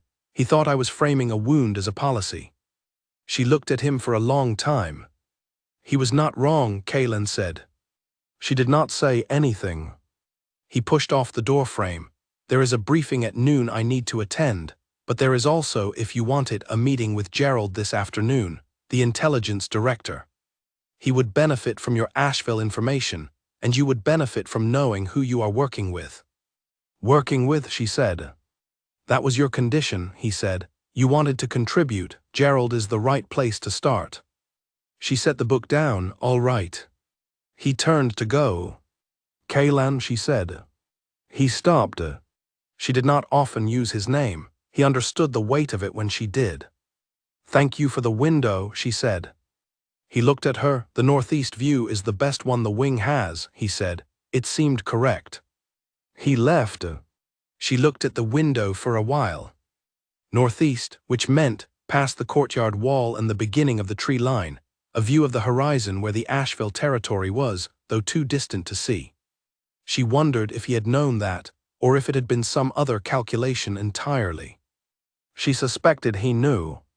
She suspected everything he did was exactly what he said it was, and also something else simultaneously, and that the something else was the part he trusted her to find without being told. She opened her book. She looked at the first line. She looked at the window. She thought, this is going to be complicated. Then she thought, you have been navigating complicated since you were 12 years old. Then she read the first line of the book, and this time she actually read it, and the morning continued around her, wide and windowed and unfamiliar, and she let it. The meeting with Gerald was at 2 in the afternoon. He was exactly as his file, hypothetically. She had not seen her own file, suggested he would be. Precise, thin, economical with words, his emotions operating in a very narrow band that she recognized immediately as the professional register of someone who had decided, at some point, that feelings were best housed elsewhere while at work. She had lived in that register for 2 years. She found it comfortable. They sat at a table in the intelligence office, which was smaller than she had expected and cluttered in an organized way, not messy, but dense with cross-filed documents and wall charts that had been updated so many times the original map beneath the notations was barely visible. Gerald looked at her. The Alpha King tells me you have operational knowledge of Asheville internal structure. 18 months of observation, she said, current as of 3 weeks ago. Observation from what position? No position, she said. I was invisible, which means I was in rooms where the relevant people were not watching what they said. She looked at the wall chart. Your Eastern trade route markers are 3 months out of date. Gerald looked at the chart. The last confirmed report was 12 weeks ago. 14, she said, and the marker should be 6 centimeters left. The checkpoint moved. Gerald looked at her, then at the chart, then back. Can you document? I already did, she said. The Alpha King has the pages. A small pause. Gerald rearranged something on the table, not because it needed rearranging, but because he was a person who processed information through small physical actions. He did not share them with me. No, she said. Gerald looked at her with the expression of a man, understanding something he had previously classified as administrative. He will, she said, when the moment is right. Gerald said nothing, but his expression shifted very slightly into something she thought was called respect, and had probably taken considerable effort to arrive at. Tomorrow, he said, I would like to go through the Asheville command structure naming if you are willing.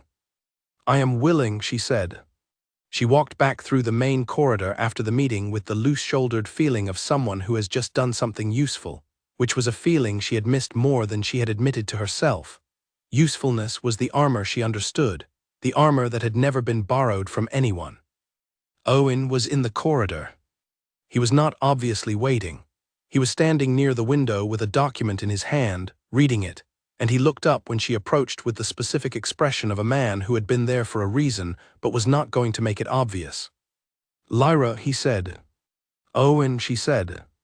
They had met formally in the PAC membership ceremony that morning, a brief procedural thing with a small group of witnesses and Kaylan's signature, and no unnecessary words. Owen had been one of the witnesses.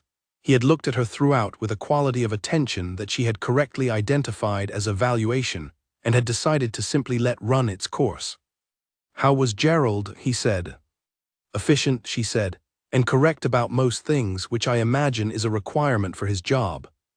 Owen's expression shifted slightly, not a smile, something in its direction. He is, yes. He put the document under his arm. You settled in the East Wing. Yes. The Northeast room is a good one, he said. I have been told, she said. Owen looked at her. He was one of those people whose internal calculation was visible in small ways, a fractional pause, a shift in how he held himself.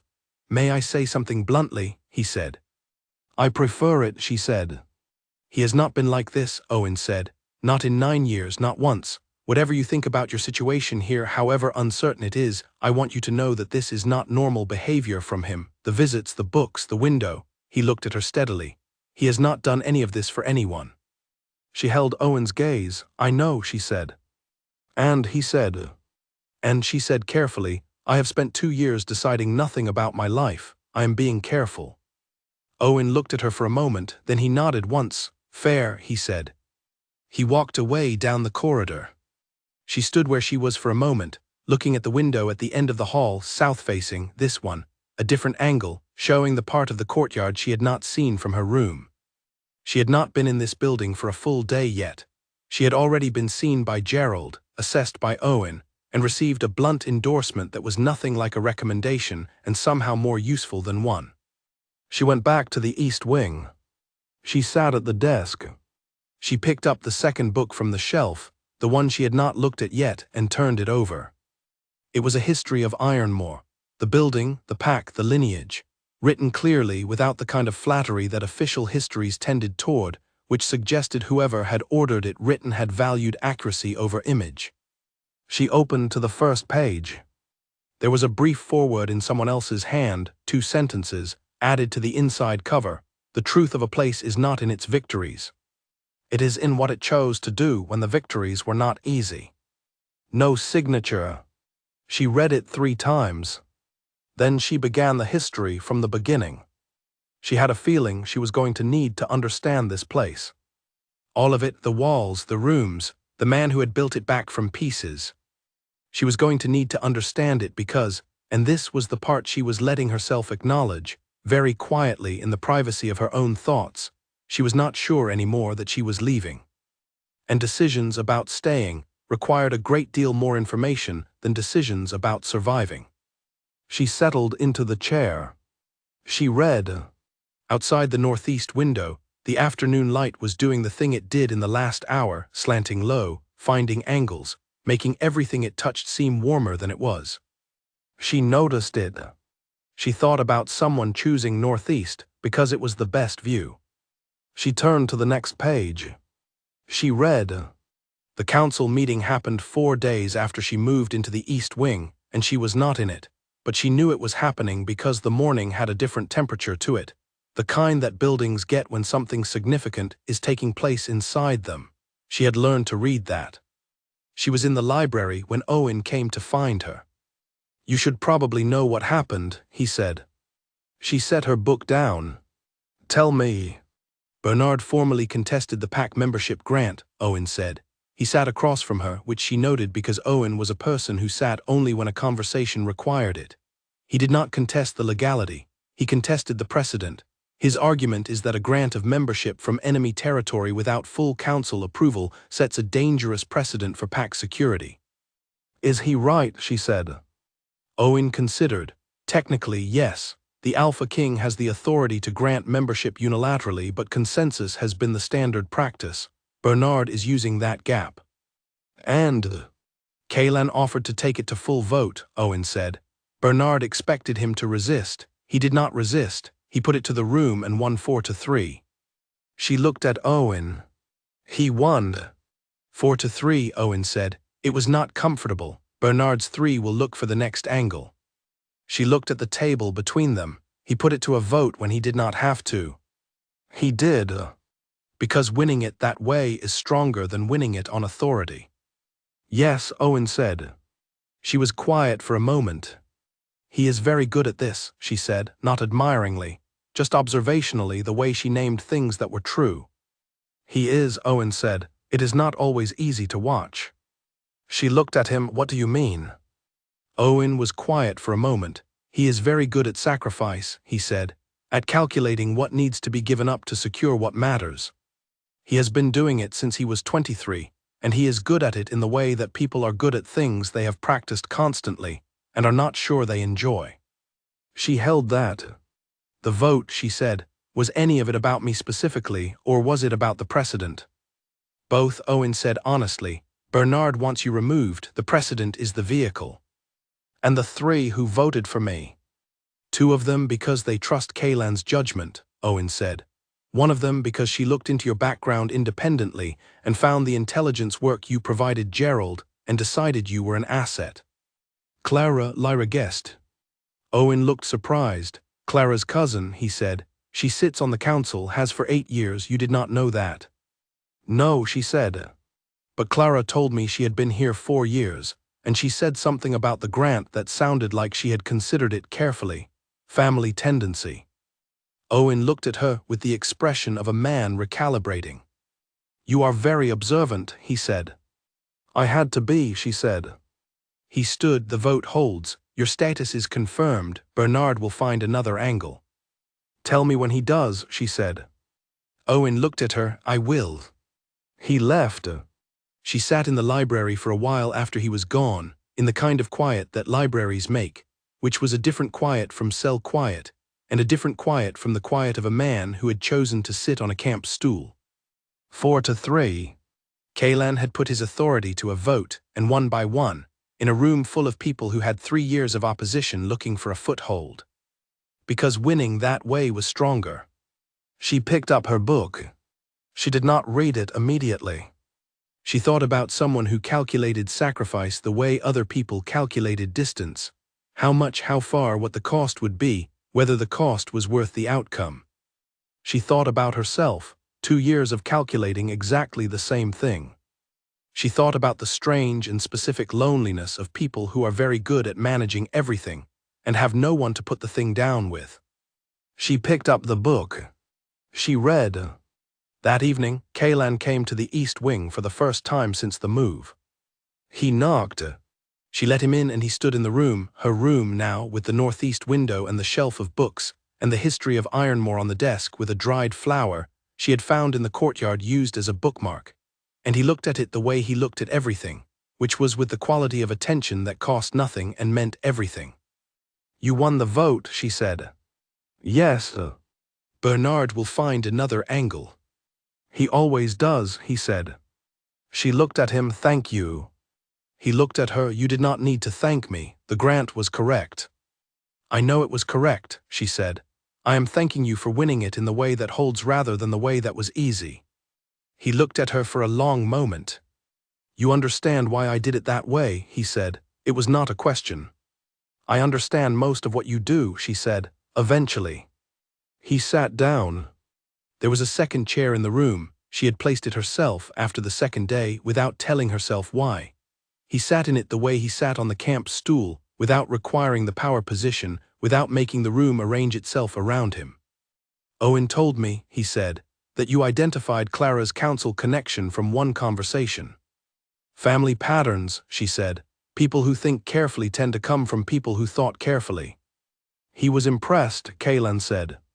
He hides it well, she said. He hides most things well, Kaylan said, and then, slightly quieter, he told me you said you were being careful.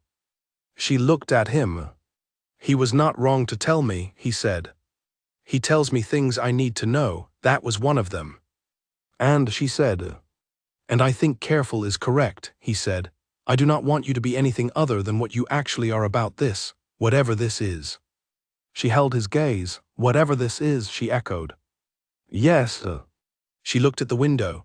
The night had come in while they were talking, and the northeast glass was dark now, showing nothing but the faint reflection of the lamp in the room.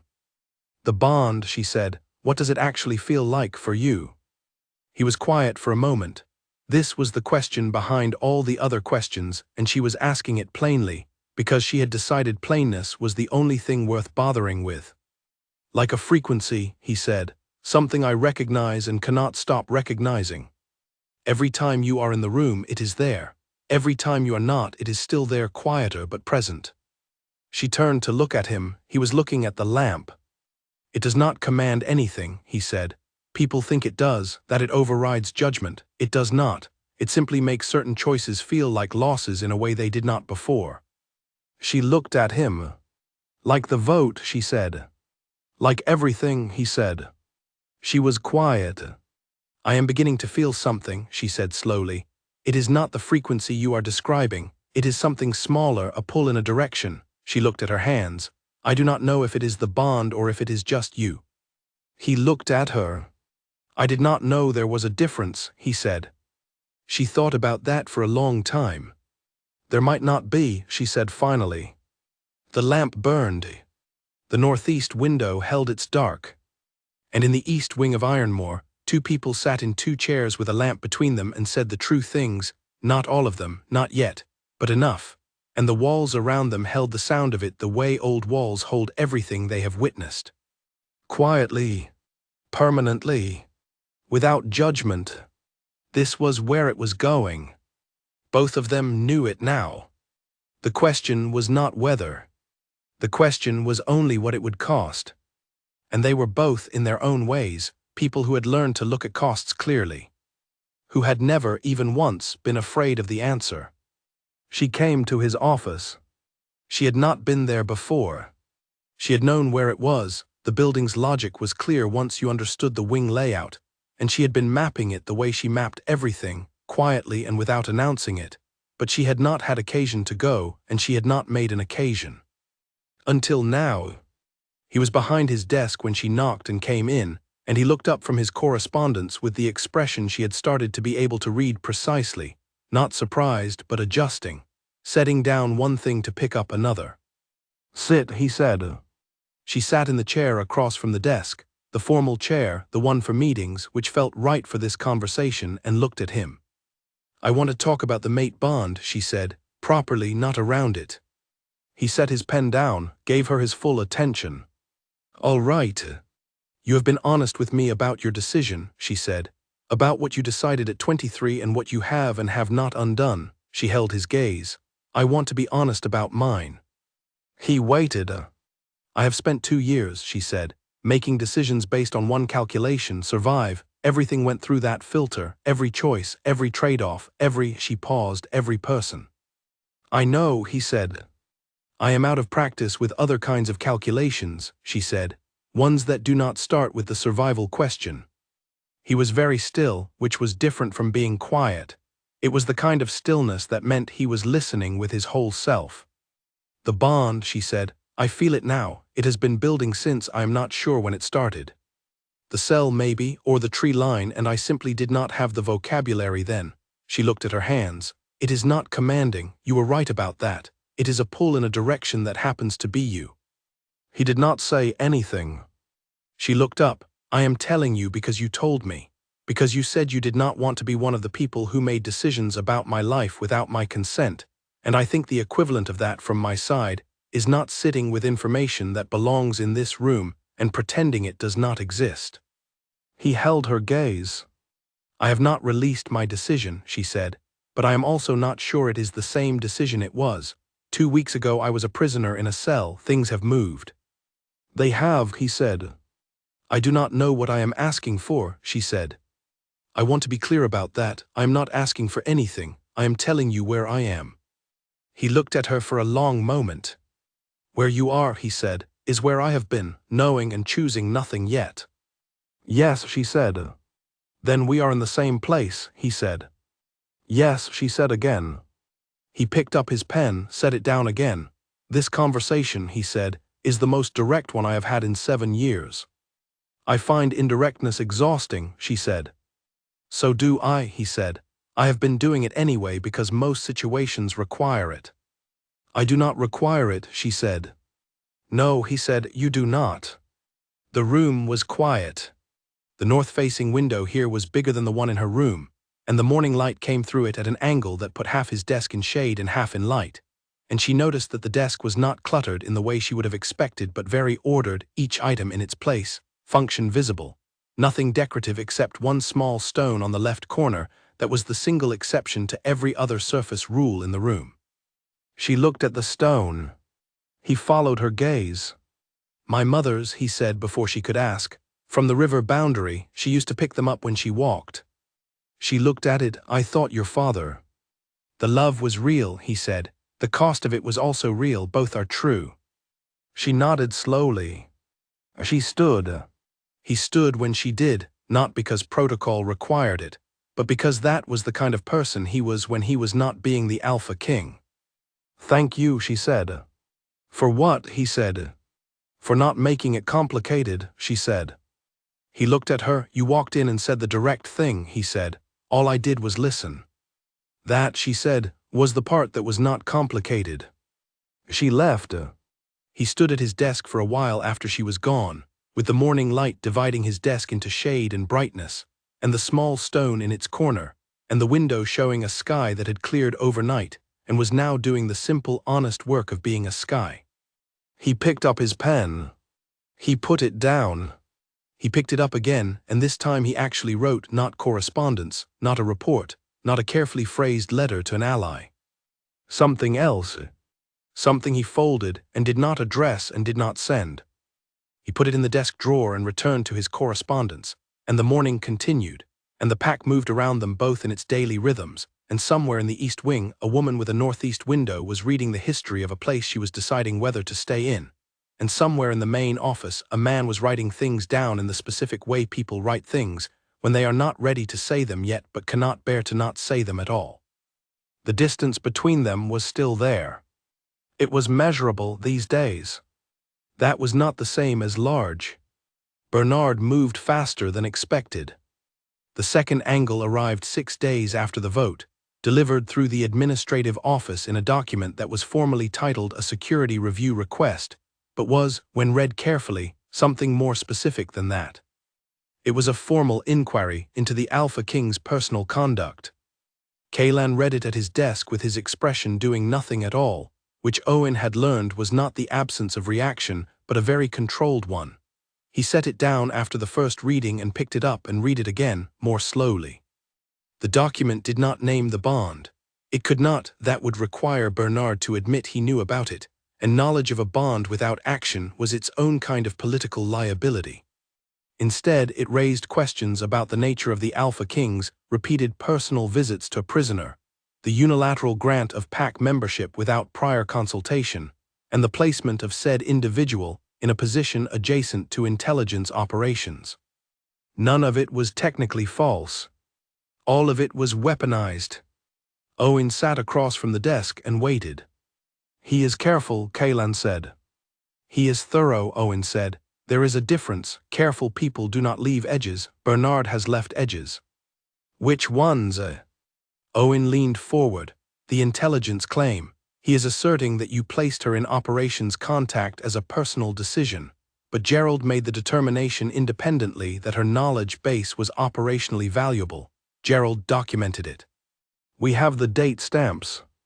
Kaylan looked at him. "You anticipated this." "I anticipated something," Owen said. "I have known Bernard for 4 years." Kaylan was quiet for a moment. "What does he actually want?" "Her gone," Owen said. "You embarrassed by association." The council balance shifted before the Eastern Alliance meeting next month. He paused. "He may also want the bond issue surfaced in a way he can control." "He does not know about the bond," Kaylan said. Owen's expression did not change. "He suspects. The pattern of behavior is unusual enough that anyone paying attention has formed a hypothesis." He held Kaylan's gaze. "The question is whether you name it first or wait for him to." Kaylan looked at the document. "If I name it," he said, "I control the framing. If he names it, he controls the damage." "Yes," Owen said. Kaylan stood and walked to the window. The northern sky was flat and gray, the kind of gray that did not commit to rain or clarity. "If I name it," he said, "she is publicly placed. She becomes visible in a way that targets her directly." "Yes," Owen said again. "She has not agreed to that." Owen was quiet for a moment. "She should be part of this conversation," he said. Kaylan turned from the window. "I know." "Today," Owen said. "I know," Kaylan said.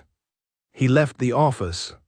He found her in the east courtyard, not reading for once, just sitting on the low wall with her face tilted toward the sky in the absent way of someone giving their thoughts room to move. She heard him coming and looked up without the brace she used to have, which he had noticed and had not mentioned.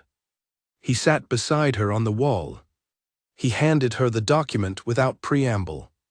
She read it twice, then she set it on the wall between them and looked at the courtyard. "He is thorough," she said. "Owen said the same thing," Kaylan said. "Owen is also thorough," she said. A silence. "This is about you," she said, "not just me." "Both," he said. She looked at the document again. The conduct question, he wants to make the visits appear improper. "They were not improper," Kaylan said, and said it without any particular inflection, just as a fact. "No," she said, "they were not." She turned the document over so the text faced down. What are the options? Let Gerald's documentation answer the intelligence claim, he said. That neutralizes the operations angle. The conduct question is harder. Because it is technically true, she said. Unusual, not improper, he said. The difference is arguable. She looked at him. Owen said you should name the bond first. He held her gaze. I told him it was your decision to make as much as mine. She was quiet. If you name it, she said, I become visible in the way that cannot be undone. Yes, and Bernard uses it differently. He loses his mystery, Kaylan said. The bond makes the visits intelligible. Unusual conduct explained by mate recognition is not improper. It is documented in our laws as protected behavior. He cannot pursue the conduct angle if the bond is named. She thought about this carefully. But it commits us to a position, she said, publicly. To acknowledgement, he said, not to outcome. She looked at her hands. Acknowledgement is not nothing. No, he said, it is not. She was quiet for a long time. I want to say something, she said. He waited. If I had not been on that field, she said, if the armor had been on someone else's back, he would not have this angle. The angle exists because of me. The angle exists because Bernard is looking for one, Kaylan said. It is not the same thing. But it is true that I am the specific person he is looking through, she said. Yes. She looked at the sky. I do not want to be the thing that costs you your council's stability.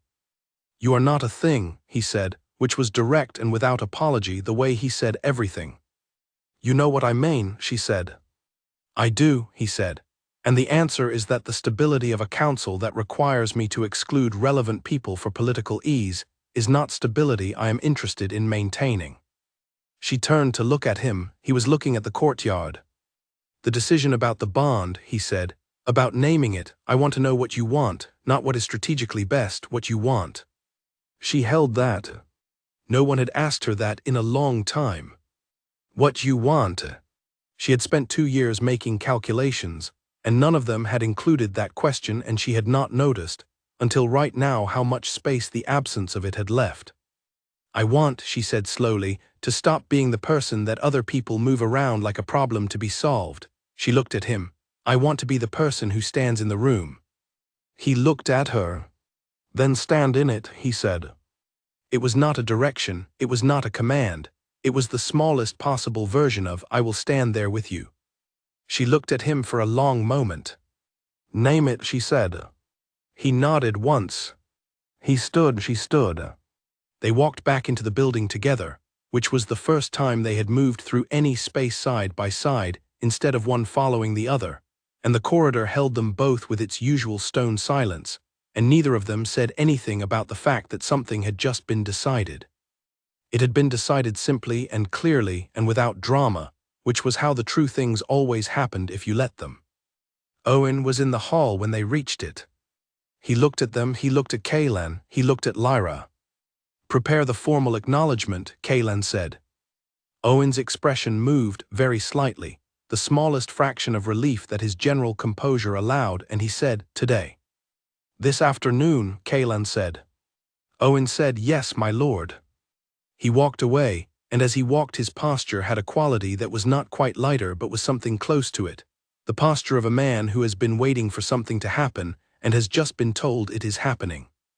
Kaylan looked at Lyra. She looked back. Are you ready? He said. She thought about a cell, a tree line, a borrowed helmet, 2 years of borrowed everything, a northeast window and a book of poetry and a fold of paper with 5 words. Yes, she said. He led the way. She walked beside him. The hall opened ahead of them, wide and stone, and full of the sounds of a pack that did not yet know what was coming. It would know soon. And then everything would move. The way everything does when the thing that has been held in private is finally allowed to be held in the light. The formal council session happened at 4 in the afternoon. Not the scheduled meeting, Kaylan had called it outside the normal cycle, which was itself a statement, because he did not call emergency sessions lightly and everyone in the building knew it. By the time the council members had assembled in the main hall, There was already a particular quality of anticipation in the air, the kind that moved through stone buildings faster than sound. Lyra stood at the back of the hall. She had not been instructed to be there, she had decided to be there. There was a difference, and Kaylan had not said anything when she appeared at the hall's edge, only registered it with the briefest shift of his attention before returning to the documents he was reviewing. Owen had given her the position at the back without being asked, which meant Owen had expected her. She watched the council file in. She had memorized their names and faces from Clara's descriptions and the 3 council documents she had read in the library. Bernard was easy to identify not from any single feature, but from the way he entered the room, the particular quality of someone who was very certain he held more ground than he might actually hold. He saw her. His expression did not change, which meant he had a practiced face.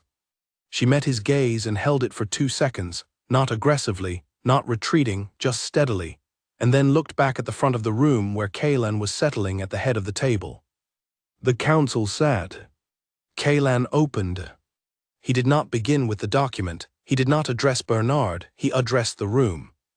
"I am naming a matter before the security review is processed," he said. His voice had the quality it always had in formal settings, not louder, just more certain, more settled in itself. "I am doing this in sequence to ensure the council has correct information before applying it to other questions." Bernard's jaw was very still.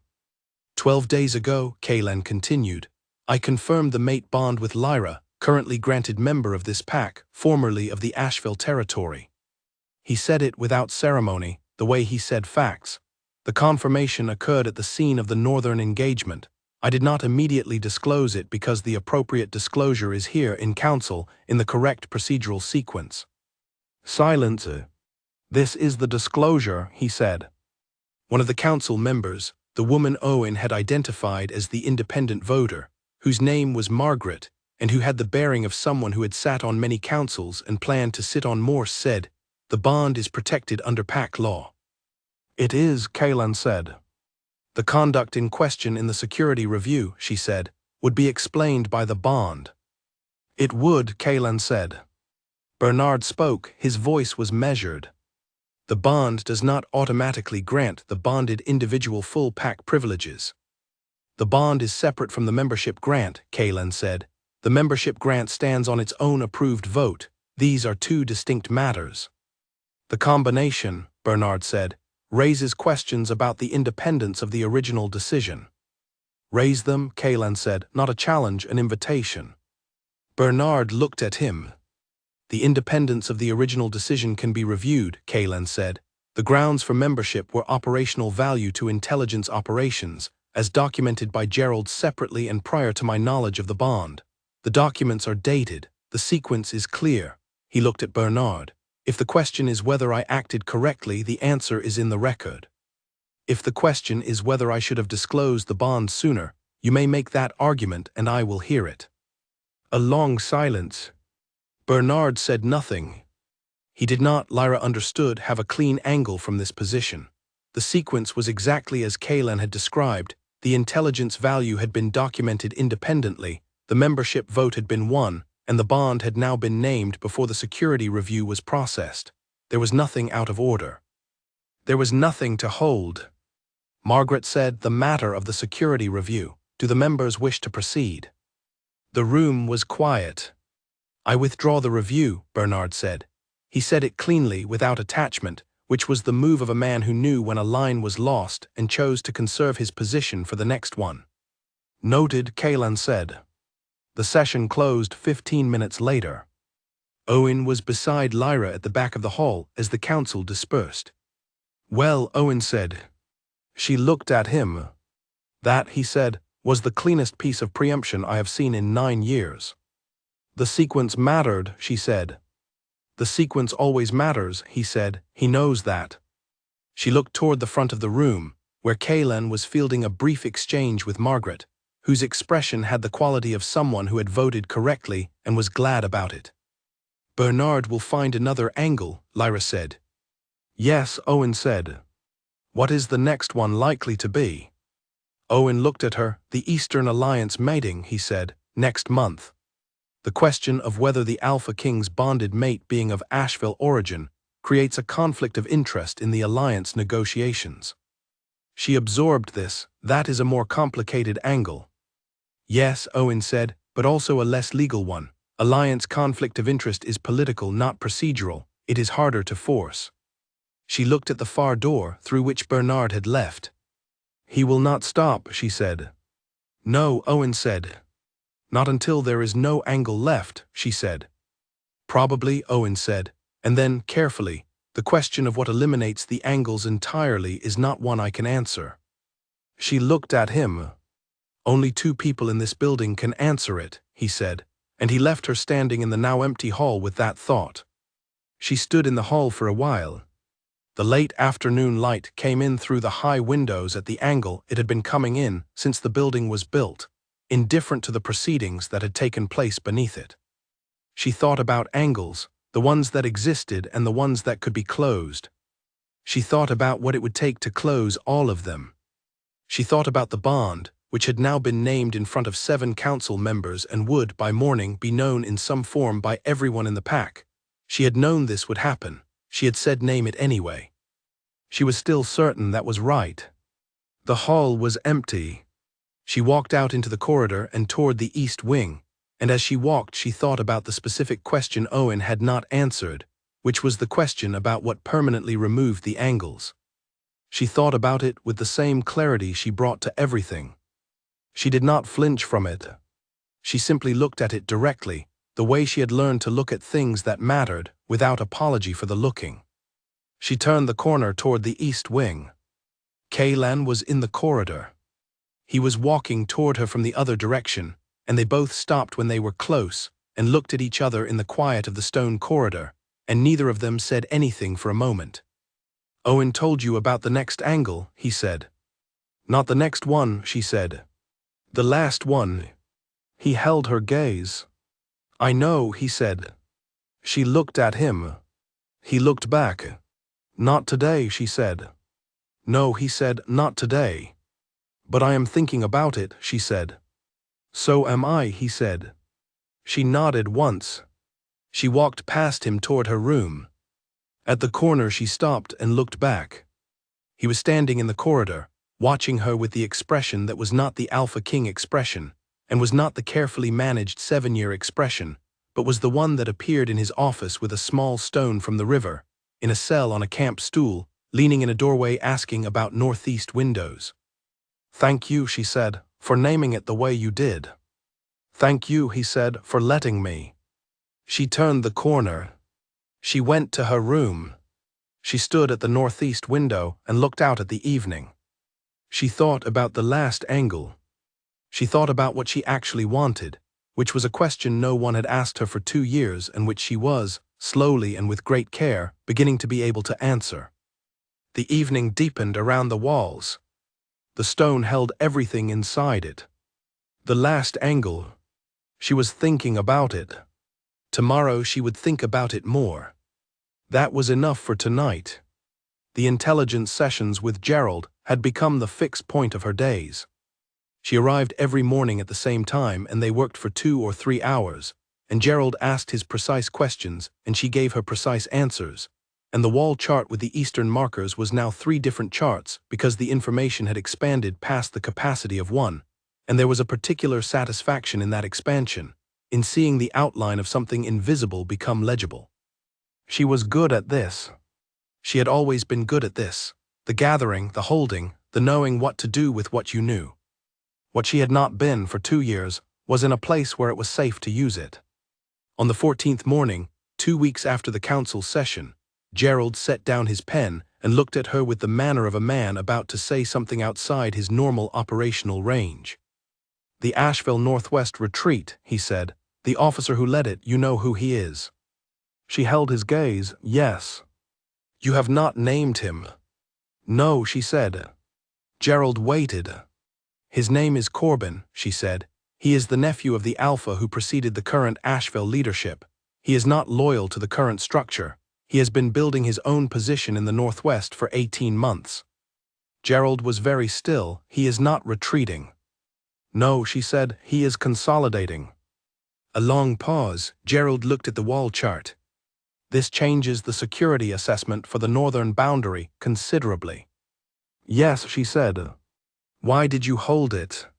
She looked at him because it needed the right context. Corbin's position is not simple. Naming him as a retreat leader without the surrounding structure makes him look like a rooted officer.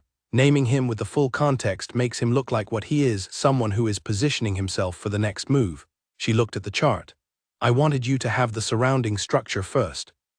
Gerald picked up his pen. He wrote for approximately a minute in tight, efficient strokes. This goes to the Alpha King today, he said. I know, she said. Gerald set down his pen. He looked at her for a moment with the expression that she had learned over 2 weeks was the closest he came to something personal. You have been carrying this for a long time, he said. Most of it, she said, yes. He nodded once. That was the entirety of his acknowledgement, which was precisely the right amount. She walked back through the main corridor. Owen was at the end of it. Corbin, he said. She looked at him. Gerald moves fast. He sent a note ahead, Owen said. He wanted you to have the context conversation first. He fell into step beside her. Kaylan is in the east courtyard. He goes there when the building gets crowded. She looked at Owen. I am not directing, Owen said. I am informing. Thank you, Owen, she said. He peeled off down the side corridor. She went to the east courtyard. He was there, standing at the far end near the wall, looking north. He heard her approach but did not turn immediately, and she came to stand beside him, and they both looked north for a moment, which felt natural in the way that things only feel when they have been practiced. Corbin, he said. I told Gerald this morning, she said. I held it until the surrounding context was complete. He is not retreating, Kaylan said. No, she said. He was quiet for a moment. How long have you known? Since the eastern skirmish last month, she said. The one the previous armor's owner was in. I was observing. I saw the pattern. She looked at the horizon. I did not know what to do with it then. I was still deciding who I was. He looked at her. Who you were to trust, he said. Who I was, she said. That is a different question. He absorbed this, and now. She looked at the northern horizon. Now I know what I am doing here, she said. What I am for in this place, the intelligence work, the thing I am actually good at. He looked at her. It is not the only thing you are here for, he said. I know, she said, but it is a part I can name without uncertainty. The rest, she paused, the rest I am still working out. He nodded slowly. The Eastern Alliance meeting is in 3 weeks, he said. Bernard will raise the conflict of interest question. Owen mentioned it, she said. If you are present at the meeting, he said, as a PAC member it complicates the framing.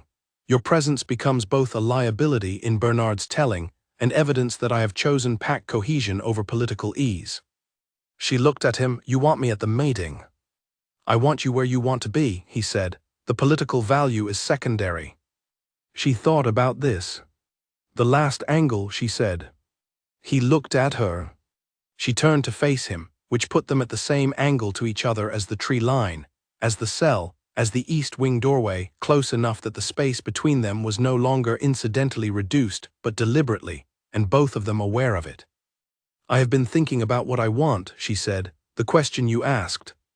He waited. I want the work, she said, the intelligence work. I want to be useful in a real way. Agreed, he said.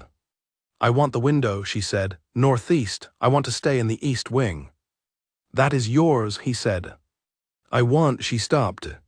He was still. I am not afraid of the bond, she said. I want to say that plainly. I am not afraid of it. What I was afraid of was making a choice from inside a cell with no alternatives visible. That is not the same thing as fear of the bond itself. He looked at her very carefully. The alternatives are visible now, she said. Yes, he said. And I am choosing, she said, from the correct place. A beat. The mate bond, she said. I am not refusing it. He held her gaze. I am not claiming it yet, she said. I want to be clear about the not yet. I want us to know each other outside of, she gestured slightly, meaning the cell and the holding and the formal proceedings, outside of all of this. I want the ordinary version of it, before the formal version. He looked at her for a long moment. "That is the most reasonable thing anyone has said to me in 7 years," he said. She looked at him. 7 years is a long time without someone being reasonable. "You would be surprised," he said. She almost smiled. It was close enough that the distinction became arguable. "The Eastern Alliance meeting," she said. "I will be there." "As yourself," he said, "not as a position." "As myself," she agreed. He turned back to the northern view. She stood beside him. The courtyard was quiet around them, the stone warm from the afternoon, the walls doing their usual patient work of holding everything in. "Tell me about the ordinary version," he said. She looked at him. "Of knowing each other," he said. "What does that look like for you?" She considered. "Morning briefings if I can be useful in them. Dinner sometimes, not always. Books when you find something worth sending." She paused. "Honest conversations, the kind where neither of us is managing anything." "Like now," he said. "Like now," she said. He looked at the horizon. "I can do all of that." "Good," she said. A pause. "What does it look like for you?" she said. He was quiet for a moment. "The same," he said. "And occasionally someone in this courtyard who does not require anything from me." She looked at him. "Everyone in this building requires something," he said. "That is not a complaint, it is the nature of the position," but he stopped. "But sometimes," she said, "you want to just stand in the courtyard." "Yes," he said. She looked at the north with him. "Then stand in the courtyard," she said. They stood in it together. The afternoon moved around them. The pack went through its sounds, the walls held. Neither of them said anything for a while. And the silence had the quality, the specific, lived-in quality, of two people who have stopped needing to fill the space between them. Which was, in its way, the most significant thing that had happened yet. The Asheville ultimatum arrived 11 days before the Eastern Alliance meeting, which was either terrible timing or deliberate timing, and Lyra assumed deliberate. It came through the standard diplomatic channel, a sealed document delivered by an Asheville messenger who was given hospitality and a wait room while Kaylen read what he had been sent. The messenger was polite, which meant he had been coached, and the coaching meant someone had thought carefully about the message's reception. Kaylen read it at his desk. Then he set it down. Then he picked it up and read it again. He was in the document when Owen came in, and he handed it to Owen without comment. Owen read it. His face, which was usually very controlled, did something specific when he reached the third paragraph. "The grandfather's pact," Owen said. "Yes, sir." Owen set the document on the desk. "How did they obtain it?" "Intelligence failure on our end," Kaylen said, "or a source we have not identified. The pact was in the private archive. Not many people knew it existed." Owen was quiet. The pact in question was 40 years old. It predated Kaylen's father by a decade. Kaylen's grandfather, in the early years of his rule, had reached a private arrangement with the then Asheville leadership that had never been formally documented in official records, a concession on water rights in exchange for a border agreement, made in the kind of backroom logic that had been more common in that era. The concession had never been called in. The pact had sat in the private archive, dormant, technically superseded by subsequent agreements, but never formally dissolved. In the hands of the current Asheville Council, framed correctly, it could be presented as evidence that the Ironmore leadership had made private agreements with enemy clan leadership, a kind of secret collaboration that would, to the Eastern allies, raise questions about trust and independence. It was not factually devastating. It was politically catastrophic if released before the alliance meeting. "They want Lyra returned," Owen said, reading the demand section. "Yes, sir." "In exchange for suppression of the document." "Yes, sir." Owen set the letter down. "They are threatening to release a 40-year-old pact that is technically superseded by 3 subsequent agreements, in exchange for one person." "They are not interested in the pact," Kaylen said. "They want Corbin's name kept out of the alliance discussions. If Lyra is here, her information is here, if she is removed." "The alliance meeting proceeds without the context," Owen said. "Corbin has room to move." "Yes," Kaylen said. "The pact," Owen said, thinking. "It could be explained, the context matters. The Eastern Allies are intelligent. If you present it before they do, if you release it yourself with the full 40-year context alongside the subsequent agreements, it becomes less useful as a weapon, Kaylan said. Owen looked at him. You have thought about this already. I have been thinking about it for 20 minutes, Kaylan said. And Owen said.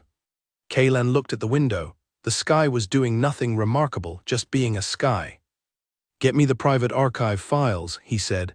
The grandfather's pact and everything that postdates it. I want the full sequence documented. Owen stood. One more thing, Kaylan said. Owen stopped. Lyra needs to know about this before anyone else in the building does, Kaylan said.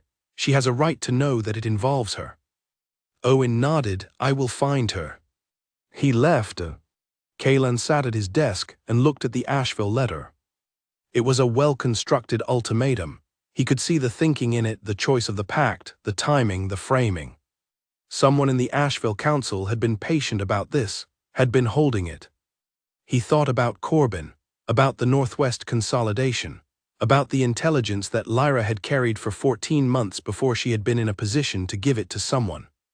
He thought about the specific anger, the clean, useful kind, that he felt when people used an individual as leverage. He was familiar with that anger. He had been using it productively since he was 23. He picked up his pen. He began to write the release document for the Eastern Allies. All of it, the pact, the subsequent agreements, the 40 years of context, not hidden, not managed, put directly into their hands. He wrote for an hour. Lyra was in the doorway when he looked up. Owen had brought her through, and Owen had the sense to stay in the corridor. She came in. She sat in the chair across from his desk, the formal chair, and looked at him. Owen told me the basics, she said. Show me the letter. He handed it across.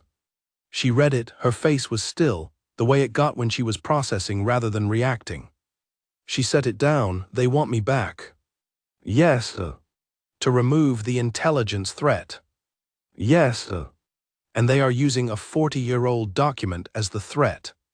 Yes, She looked at the letter for a moment, then at him. You are releasing it. I am releasing it with full context, he said. She was quiet. That removes their leverage, she said. Yes, and puts you in the position of the Alpha King, who disclosed a complicated piece of his own family's history before he was forced to. It is the correct position, he said. It is, she said, and it is also, she stopped. Say it, he said. It is an expensive position, she said. You are burning the leverage they thought they had. There is no way to recover leverage that has been made public. They lose the angle entirely. But you also lose, she looked at him. The version of this where the pact simply stays in the archive.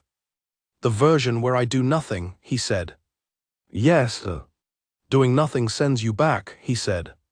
She held his gaze. I am not going back, she said, not emotionally, just as a fact. I know, he said.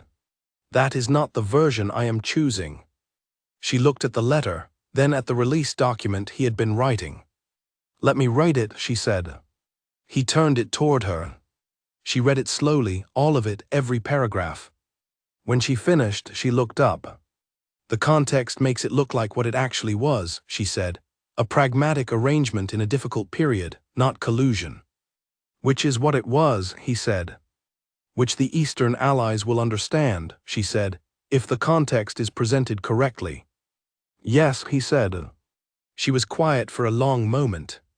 You were going to do this before I came in, she said. Yes, he said. I came in to tell you, she said, that you did not need my permission. He looked at her. I know. But I wanted you here for it. She looked at the document. I also want to add something, she said. He waited. I will write a brief account, she said. My own, my knowledge of the Asheville Council's current structure and their reasons for this ultimatum. It goes with your release. She met his gaze. It names Corbin, puts the Eastern Allies fully in context before the meeting. He held her gaze for a moment. You would be fully visible, he said. Your name, your knowledge, in a document the Eastern Allies receive. I know, she said. There is no going back from visible, he said. I know that too, she said. He looked at her. I have been invisible for 2 years, she said. I am done with it. He held her gaze. Then write it, he said. She pulled the blank paper from the stack at the edge of his desk, without being invited to. She began to write. He returned to his own document. They sat in the office and wrote in the same afternoon light, which came in at its usual angle and divided the desk into shade and brightness, and the small stone from the river sat in its corner, and outside in the corridor Owen stood quietly and did not interrupt. They worked until the light changed. They worked past the point where either of them could be said to be in a cell, or a holding situation, or a managed position. They worked side by side, which was, for both of them, the most natural thing that had happened since the helmet. When it was done, Kaylen compiled both documents and sealed them. This goes to the Eastern Allies tomorrow, he said. And to Asheville, she said. He looked at the Asheville ultimatum. Nothing, he said, no response, the release is the response.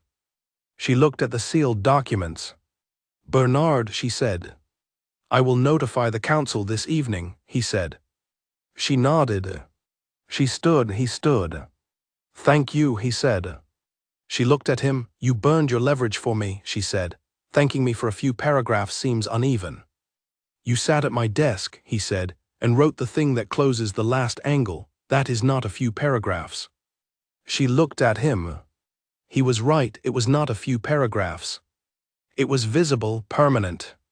It was her name attached to a document that would reach every ally Ironmore had, in the context of a relationship that was now formally noted and politically consequential. It was, in its way, standing in the room. I have to go tell Clara, she said. He blinked just barely. Clara is going to want to know before the general announcement, Lyra said. She has been kind, she deserves the consideration. Something very small happened at the corner of his mouth. Tell her, he said. She walked to the door. Lyra, he said. She stopped. The Eastern meeting, he said, after it when the angles are closed. She looked at him. I would like to have the conversation we have been not having, he said. She held his gaze. The not yet conversation, she said. Yes, he said. She was quiet for a moment. After the meeting, she said. She left. In the corridor, Owen was standing with his usual composed expression, and his arms folded. Clara's in the East Hall, he said. She looked at him. Were you listening to all of it? Most of it, he said. The walls are old, sound travels. She looked at him for a moment. Owen, she said. Yes. He is lucky to have you, she said. Owen's expression shifted, very slightly, the tiniest movement toward something that was not quite emotion and was not quite not. He tells me I am difficult, Owen said. You are, she said, that is why. She walked toward the East Hall. Owen watched her go. Then he turned and went back into the office, where Kaylen was sealing the final document, and he said nothing about the conversation, and Kaylen said nothing about the conversation, and they both understood, in the particular way of two people who have known each other for 9 years, that some things did not need to be said to be known. The document was sealed. The angle was closing. The meeting was in 11 days. And after it, the not yet conversation, which was, though neither of them had said it that bluntly, the conversation that determined everything else. Both of them knew it. Both of them had decided it was worth waiting 11 days for, which was itself a kind of statement. The stone walls of Ironmore held the evening. The northern sky went dark. And in the East Hall, a woman named Lyra told a woman named Clara what was coming, and Clara listened, and her expression had the quality of someone who had been watching 2 separate currents and had just been told they were about to meet. I knew, Clara said, since the books. Everyone seems to have known, Lyra said. Not everyone, Clara said, just the people paying attention. Lyra looked at her. Were you afraid of it, Clara said, at any point? Lyra thought about the tree line, the cell, the northeast window, the chair beside his desk. No, she said, I was careful, that is not the same thing. Clara looked at her. No, she agreed, it is not. The Eastern Alliance meeting lasted 3 days. The Allied Alphas, 4 of them, from the 4 territories that formed the Ironmore Alliance, arrived with their senior advisors and the specific careful energy that people bring to significant meetings, the kind where everyone in the room is measuring the room while pretending to measure the agenda. They had received the release documents 2 days before. Lyra had been watching their faces since the opening session, because watching faces was what she did, and what she found in them was not the concern she had expected. There was consideration, certainly. The grandfather's pact had warranted it. But there was also something else, a quality of attention that was adjacent to reassessment, the look of people who have been told something at personal cost and are updating their understanding accordingly. Kaylan had done what she had thought he would do, which was present everything plainly and wait. He was very good at waiting. She sat at the table during the second session as herself, pack member, named Mate, intelligence contributor, and the Eastern allies looked at her the way they looked at all new information, which was with the particular focus of people who needed to understand what they were dealing with.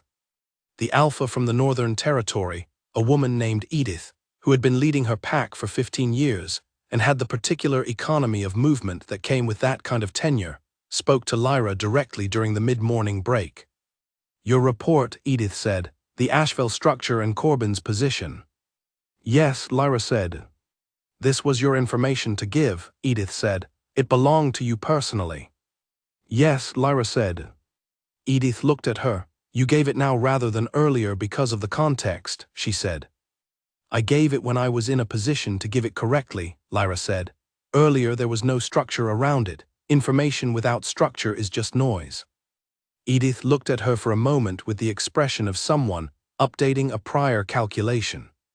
"Corbin," she said, "if he is consolidating in the Northwest." "He will make a move within 6 months," Lyra said. "Not against Ironmore, against the current Asheville leadership. He wants the pack, not a border conflict." "That makes him manageable," Lyra said. "If the right conversations happen at the right time, he is not interested in expansion, he is interested in legitimacy." Edith was quiet for a moment, then she said, "You should be at the strategy session this afternoon." It was not a question, it was a determination, and it was Edith's to make. "I will be," Lyra said. The afternoon session was fuller than the mornings. The strategy conversation had brought in senior advisors on both sides, and the room had the specific energy of people who were working on a real problem rather than a political one. Lyra was in it fully.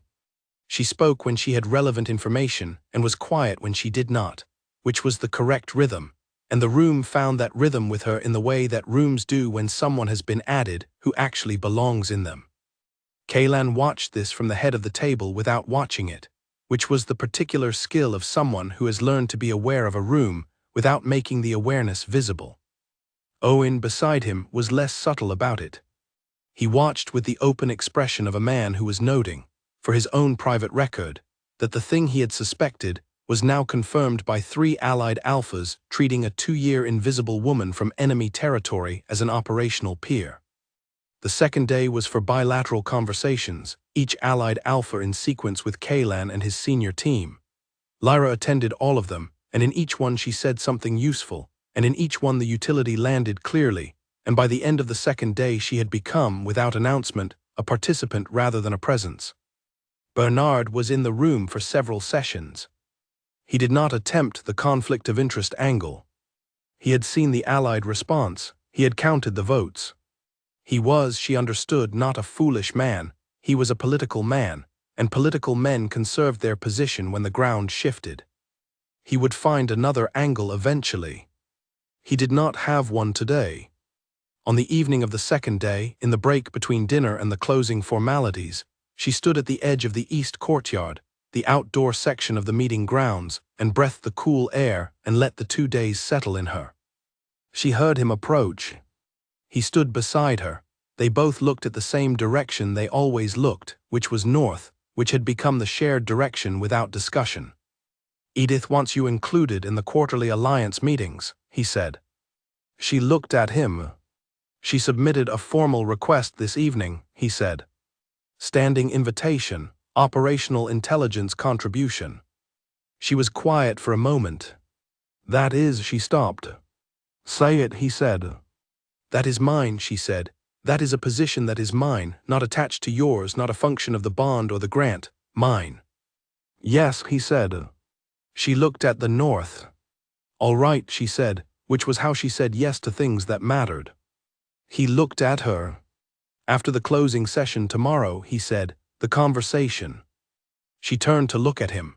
They were standing at the same distance they had been standing since the tree line, close enough that the space was measured rather than incidental. The not yet conversation, she said. Yes, he said. She looked at him. I already know what I am going to say, she said. He held her gaze. So do I, he said. She looked at the north for one more moment. Tomorrow, she said. Tomorrow, he said. They went back inside.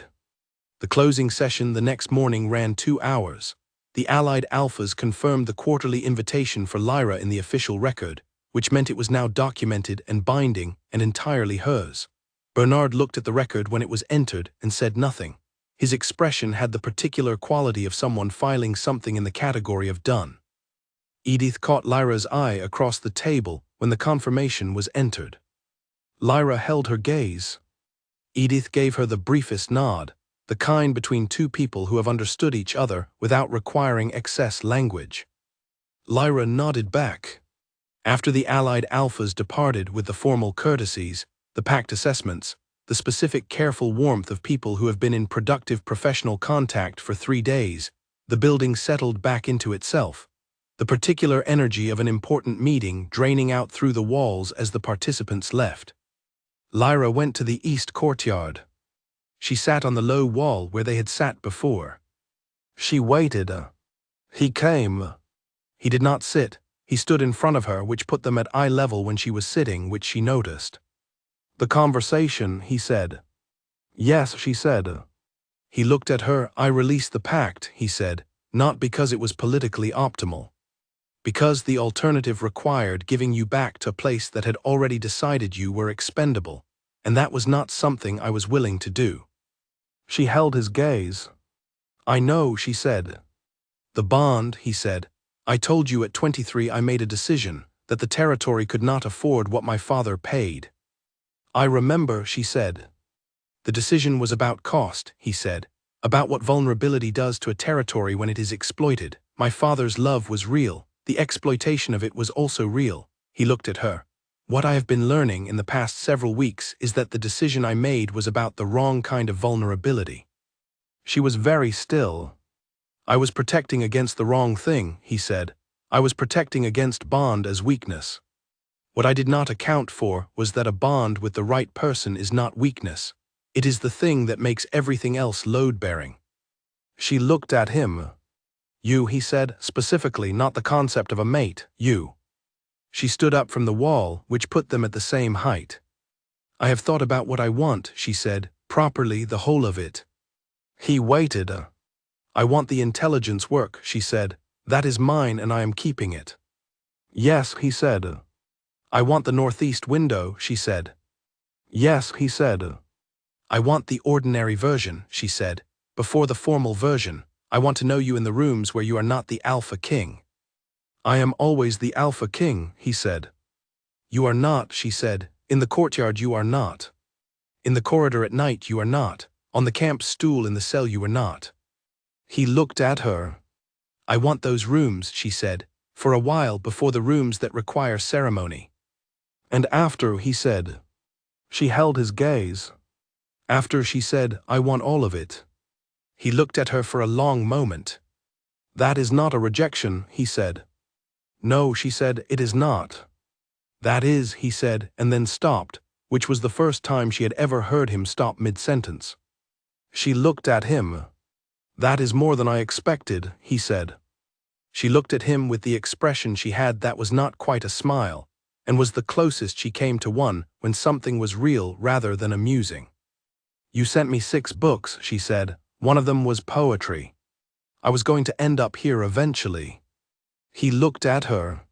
He looked at her in the specific way he had looked at her at the tree line, when the helmet had come off and the world had stopped moving for a moment, and something in his chest had recognized what it had been looking for before he had any opportunity to argue against it. He did not look away. She did not either. "The ordinary version," he said. "Yes," she said. "Starting now," he said. "Starting now," she said. He sat down on the low wall. She sat beside him. They looked north. The courtyard was quiet. The stone walls held everything with their usual patience, indifferent to ceremony, entirely present for the thing that did not require it. He said, "Tell me something I do not know about you." She thought for a moment. "I was a very bad student," she said. "I read everything and refused to do any of the assigned work. My tutors found it deeply frustrating." He looked at her. "What did you do instead?" he said. "Read whatever I actually wanted to," she said, "and took very detailed notes on things I found interesting." "That explains the cell maps," he said. She looked at him. "You knew about those." "The guard mentioned the 4 steps across," he said. She shook her head very slightly. "Something I do not know about you," she said. He was quiet for a moment. "I have never told anyone the reason I kept the stone," he said. "Everyone assumes it is sentiment about my mother. It is, but it is also," he paused. "She used to pick them up when she walked because she said it was the only way she could remember where she had been. She brought something back from every place. So the stone is also the specific walk she was on the morning she decided everything was going to be all right. I do not know what changed her mind that morning, but she came back with that stone." Lyra looked at him. She did not say anything. She did not need to. He looked north. She looked north. The afternoon held them in its usual way, all that careful, patient stone, all that ordinary sky, all that space that had been between them and was not any more distance. It was just the space between two people sitting close enough that it had stopped being measured. The ordinary version. It had started. It lasted 3 weeks, the ordinary version. 3 weeks of briefings and courtyard evenings and dinner sometimes, not always, and once, a rainy afternoon when the North Hall was quiet and both of them had finished their work and had nowhere specific to be, 3 hours in the library where she read and he reviewed reports and neither of them spoke for long stretches, and the silence had the quality she had come to recognize as the best kind, the kind that meant both people were comfortable enough to stop filling it. She knew him differently by the end of 3 weeks. She knew that he drank his tea before it was properly hot, because he was impatient about that one specific thing. She knew that he laughed silently at things, a quick exhale, a shift in his expression, and then refused to explain what was funny unless pressed. She knew that he was kinder to the junior staff than to the senior ones, which was not because he respected the junior staff more, but because the junior staff had less capacity to absorb unnecessary sharpness. She knew that he went to the courtyard not just when the building was crowded, but when he had made a hard decision and needed somewhere to put it down for a while. She had started to go there when he was there, and they had stopped calling it coincidence, which had happened without discussion on either side. She knew that he had read 4 of the books she had brought from the cell collection. She had seen them on the shelf in his office, and had said nothing about it, and she had also said nothing about it, and that particular silence was another category of comfortable. She knew that the 7-year decision had not disappeared but had become, in the 3 weeks of ordinary version, something he was putting down rather than holding. She could see it in the way the courtyard sit had lengthened, in the way the managed quality of his expression thinned when they were in the rooms that were theirs rather than the rooms that were the Alpha King's. She knew at the end of the 3 weeks that she had run out of reasons to call it not yet. She had not told him this. She was considering the correct moment for telling him, which was the thing she did with information that mattered, held it, until the context was right. The correct moment arrived on an evening when the pack was celebrating a successful harvest boundary agreement, and the main hall was full and loud and warm in the particular way of a building that is housing people who are genuinely glad about something. And she and Kaelan had both reached a point in the evening where they were done being in the crowd and had moved independently to the east courtyard, arriving within 3 minutes of each other. He was already on the low wall. She sat beside him. "Done," he said. "Done," she said. The sounds of the celebration reached them through the stone, muffled and warm. She looked at the north. He looked at the north. I want to say something, she said. He turned to look at her. She turned to look at him. The not yet, she said, it has expired. He was very still. I know you, she said, the version I asked for, the ordinary version. She held his gaze. I have known you for a while now, and I have been waiting to feel uncertain, and I have not felt uncertain. He looked at her. I feel very certain, she said. He held her gaze for a long moment. The formal version, he said, when? Soon, she said, not tonight, the evening is already someone else's, but soon. He looked at her. All right, he said. She looked back at the north. There is one more thing, she said. He waited. Bernard, she said. Bernard, he said. He will find another angle, she said. He will, Kaylan said. And when he does, she said, I want us to close it together, not you protecting me, not me working around you, together. He looked at her. That, he said, was always what I wanted. She held his gaze. Good, she said. They sat in the courtyard for a while longer. The celebration moved through its sounds, the walls held. At some point, she became aware that their shoulders were touching in the way that shoulders touch, when two people have been sitting close enough for long enough that the small adjustments of space have resolved into simple contact. Neither of them moved away. Neither of them remarked on it. It was, in its way, the most complete version of the thing that had started at a tree line with a helmet in the wrong hands and a bond that had not asked anyone's permission. The stone wall was warm. The north was the north. And two people who had been very well defended for a very long time were sitting in a courtyard in the particular way of people who have decided, without ceremony and without drama, that the distance is done. It was enough. It was, in every way that mattered, everything. The mating ceremony happened on a morning in late autumn, when the air had the clarity that came with cold, the kind where everything at a distance was sharp rather than soft.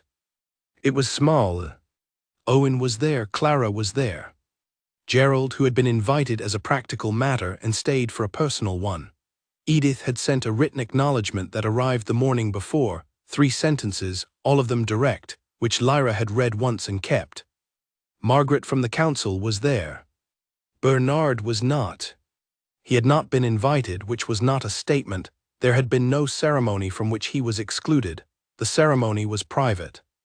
What was public was the formal record, filed afterward with the council, witnessed by Owen and Margaret, and entered into Ironmore's official documentation without comment or elaboration, because the comment and elaboration were in the 3 weeks, and the courtyard and the northeast window and the 5 years of a decision Kaylan had been setting down incrementally since the day a battlefield helmet came off. Lyra wore her own clothes, not ceremonial ones. The ceremony was not about the clothes. Kaylan stood across from her in the east courtyard. The east courtyard, which had been the place they always went to put things down. Owen stood at the edge, as he had been standing at various edges for 9 years. Kaylan looked at her. She looked back. There was a particular quality to looking at someone when you have run out of reasons to protect yourself from them. Not vulnerability, not exposure, but something that was its own thing, a kind of clarity that had no other name. She felt it. She looked at him with it, and he looked at her with it, and the morning air held them both with the same patient regard as the stone walls. The formal words were brief. She said hers. He said his. Owen recorded them. And then it was done, and Clara was doing something with her expression that she would later describe as entirely professional, and Gerald was looking at the wall chart he had brought for no reason whatsoever, and which no one believed for a second, and Owen was very carefully occupying the correct space with the composure of a man who had been waiting for this for approximately 40 days, and had not once said so directly. Kaylan looked at her. She looked at him. Well, she said. Well, he said. That was less complicated than expected, she said. Most true things are, he said. She looked at the north habit by now and then back at him. The northeast window, she said, I want to keep it. He looked at her. I know, he said. She held his gaze. The work, she said, is yours, he said. She held his gaze. "Then I am satisfied," she said, which was how she said she was not just satisfied, and he knew it, and both of them knew the other one knew it, and that specific web of understanding was the thing the bond had always been pointing at, not the ceremony, not the formal documentation, but this. Two people who were done keeping score of what they had kept from each other.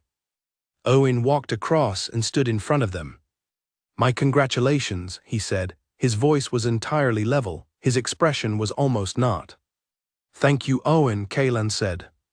"You were very patient," Lyra told him. "I am always patient," Owen said. And then, with the small movement at the corner of his mouth that she had learned, was his version of something much larger, with the things worth being patient for. Clara appeared at her shoulder. "There is food. I organized food. No one told me to organize food. I organized it anyway." "Of course you did," Lyra said. "Come," Clara said. They went inside. The building absorbed them with its usual stone calm, making no note of the difference, which was correct, because the building had been watching all of it from the beginning, the cell, the corridor, the courtyard, the many mornings and evenings that had accumulated into this one, and stone does not make announcements. It simply holds. In the small hall off the east wing, Clara's organized food was excellent, and Owen drank his tea at exactly the correct temperature for once because he had waited for it, and Gerald ate a substantial amount for a man of his precise demeanor and said almost nothing, which was perfect, and Margaret made one observation about the Eastern Alliance that was entirely practical and exactly right, and Kaylan sat at the end of the table, not at the head of it, and Lyra sat beside him. And both of them were there in the specific way of people who have stopped performing presence and are simply present. At some point during the meal, Lyra looked at the table, the people around it, the food, the autumn light through the window that was south-facing in this hall and slightly different from the northeast one, and thought about a cell, and a tree line, and borrowed armor, and how the worst periods of a life are sometimes the ones that are carrying you, without your knowledge, towards something that could not have been reached any other way. She did not say any of this. She ate Clara's excellent food, and listened to Gerald make one precise and useful observation, and watched Owen refrain from expressing everything he was clearly feeling, and looked once at Kaylan beside her. He was already looking at her. He did not look away. She did not either. Outside, Ironmore went through its morning, the pack moved in its rhythms, the walls stood with their usual quiet authority, the northern sky was clear. And in the small hall off the east wing, everything that had started at a battlefield with a helmet and a face, and a bond no one had asked for had arrived, as all true things eventually do, at exactly where it was always going. Not with announcement. Not with noise. Just like morning. Certain, steady, already there before you noticed it. Already there. She had never been particularly sentimental about objects. She had spent 2 years carrying almost nothing, and before that she had lived in a house that had been systematically emptied of everything it was supposed to mean, and the lesson she had drawn from both experiences was that objects were temporary, and what you carried in your mind was harder to lose. But she kept the 5-word card. It had been in the front cover of the Geographic Survey. She had transferred it when she left the cell into the pocket of the practical clothes that Clara had organized, and from there into the small wooden box on the desk in the northeast room that held the things she chose to keep. "You said you were not particular." She had read it over the months, fewer times than she had expected to need to. She had it nearly memorized by the time she stopped needing to read it at all. Not because she had forgotten it, because she no longer needed the reminder. Kaylan, when she finally showed it to him one evening in the east courtyard, the ordinary kind of evening that had become the texture of their life, looked at it for a moment. 5 words, he said. "I counted," she said. He held the card. He handed it back. "Keep it," he said. "It is accurate." She looked at him. "I was not particular," she said, "and then I was specifically." "Yes," he said, and the corner of his mouth moved in the direction she had come to know. She put the card back in her pocket. The courtyard was the same as it had always been. The north was the north. The stone was patient. Neither of them had any new distances to measure. The helmet had been lifted. The face had been seen. Everything else had simply been time, and courage, and the willingness to put down what they had been carrying long enough to pick up something better. The morning would come, as it always did. The work would continue. The wall chart in Gerald's office had been replaced 3 times now. The Eastern Alliance met quarterly. Bernard had found his next angle, a budget dispute, which was less personal and therefore more manageable, and they had closed it together, which was what she had asked for and what she had received. The northeast window still faced northeast. The small stone from the river was still in the corner of his desk. The poetry collection was on the shelf in the East Wing room, and she had read it through more than once, and the 3rd page she knew by heart, and the last 5 lines about setting down what you have carried too long and finding, in the strange lightness of it, something closer to yourself than the weight ever was. She knew those by heart. She had stopped needing them. She had arrived at the place the poem was pointing toward. Both of them had, together, and